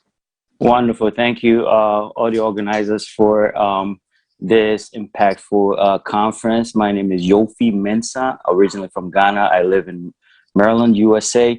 I've been involved in the Global Institute and also have other connections with other organizations. My major question is, how do we streamline all these excitement? Because we know that my training is civil structural engineering, and I'm also a data scientist. So I'm getting all these ideas from this conference, and I'm going to talk to my team, and we're going to go and start developing things. But how do we streamline these processes so that my team and I do not replicate something that is already existing? So that, the one thing about our continent is we have so much talent, but the talent is so much divided. Whereas in the West, we have like an Amazon or eBay, and they're all like a global conglomerate. So how do we streamline these processes so that we know that one company is in charge of this and is Continental? That's my major question. Thank you. All right. Thank you very much, Yo. Next question, James Muro. James Muro. Yes, thank you very much. And I'm really, hello, can you hear me? Yes, please go ahead. Okay. Yeah, I'm very happy about what we are seeing. And I've just been excited by the presentation by the chamber president and the chairman of the Great Lakes, by the mere fact that he is actually saying what solutions are being offered to the most vulnerable members of the business community, and that is the MSMEs. Now, I know there are many organizations in Africa and in the world that keep talking about, and we've talked about this COVID-19 pandemic that may wipe out a lot of businesses. And I would like to hear more about what other institutions are doing to offer practical solutions to this dire situation where the most vulnerable and yet the bottom of the pyramid, where we have those critical numbers, may disappear from the face of the earth. If that bottom of the pyramid collapses, then the whole ecosystem collapses.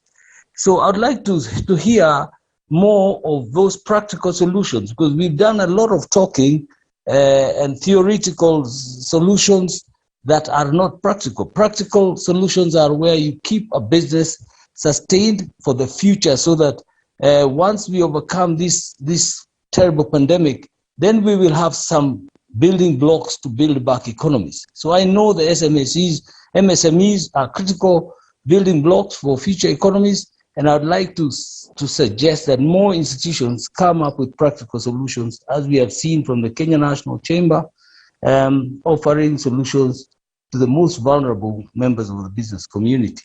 I'd also like to see more intelligent information. I don't know why we don't have intelligent information that can also sustain the businesses, where we have a repository of good information that can help people do business across borders with little or no restrictions.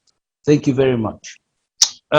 James and you and all those who are seeking to ask a question, may I kindly remind you that the APSS, the Africa Private Sector Summit, has a participants forum. If you have not yet joined it, you can direct message me and I'll give you a link so you can join. So far, we have about 230 participants who have joined. We will be weeding out those who are not action oriented by the end from tomorrow going.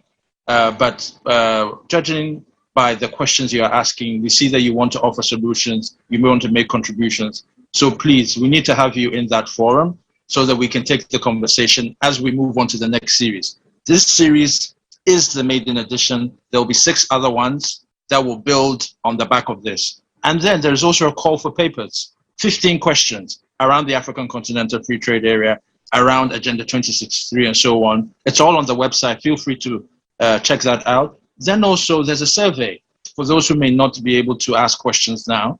So that's www.africaprivatesector.org, privatesectorsummit.org. So please join the private sector participants forum so that we can take the conversation further and begin to, make history for the African Continental Free Trade Area. Thank you. Dr. Angela Abbas, the floor is yours. Hello, please, we have Roger. I don't see Roger. Okay, Roger, if your hand is up, I don't see you, but please go ahead and make your contribution. Yeah, Thank you so much. My name is Roger here in Alberta in Canada. My question or my small contribution, I refer to 2019, the World Bank reported that the diaspora sent back home $43 billion. And this money is without the African countries' investment. Our countries never invested a penny, but we were able to send this much money back home. When we look at China, China is how China is investing a lot of money in its diaspora. China has brought banks in Africa. The Chinese can go and borrow money from there, start businesses, and bring all kinds of products from China. On the other hand, the African Union and the African countries, they want to reap from the diaspora, but it is lacking investment. They don't want to invest in the diaspora. I don't know if it's a question for this group to start pushing. I pay a mortgage here, I pay my car loan, investing again. We sent home $43 billion. What if they invested? We should not rely on the IMF or the World Bank. These are people who have failed us before. Now it is time we rise. Our own children in the diaspora can contribute immensely. Thank you so much. Thank you very much. Now we want to keep to time. We've just run a little bit over. So one minute for each question. Dr. Angela Abbas, James McCown, and then Randolph Norris. Then we wrap up and close. Okay, good evening. Hello, this is Dr. Angela. Can you hear me? Yes, good evening. Please go ahead. Okay. I want to just raise some concerns, not really a question. One of the concerns I want to raise is the ease of doing business in Africa. On Tuesday, when Mr. Anatog was talking from Nigeria, he mentioned certain things they are doing, the government of Nigeria is doing to ease business. My concern is, in this time of COVID, when you want to travel out of the country, you are made to undergo a test, coronavirus test, and you are made to pay for that test when going out of the country and when coming out of the country. Is that kind of thing to encourage people to go out and do business? That's one of it. Another one is that the core people, the women that need to be empowered, some of them are semi-literates. Now, there are so many bottlenecks in financial institutions, and talking about financial inclusion, some of them don't even have bank accounts. How do they do business? There are policies that have to be put in place, economic policies that have to be put in place. There are certain things that government will have to do to create enabling environment, to cater for this class of people, the people that really need to be empowered, the people that are hungry, those that are poor, the wretched. There are certain things that can be done so that they can be equipped, so that the skills will be enhanced. The government should look into those areas. When we're talking about all this cross-border business and this other, we talk about the wretched, those people, the rural women, those that really need to be empowered. That is my concern. I want us to look into that area and see how we can help our hungry people. Thank you very much. Thank you very much, Dr. Angela Abbas. Lepino.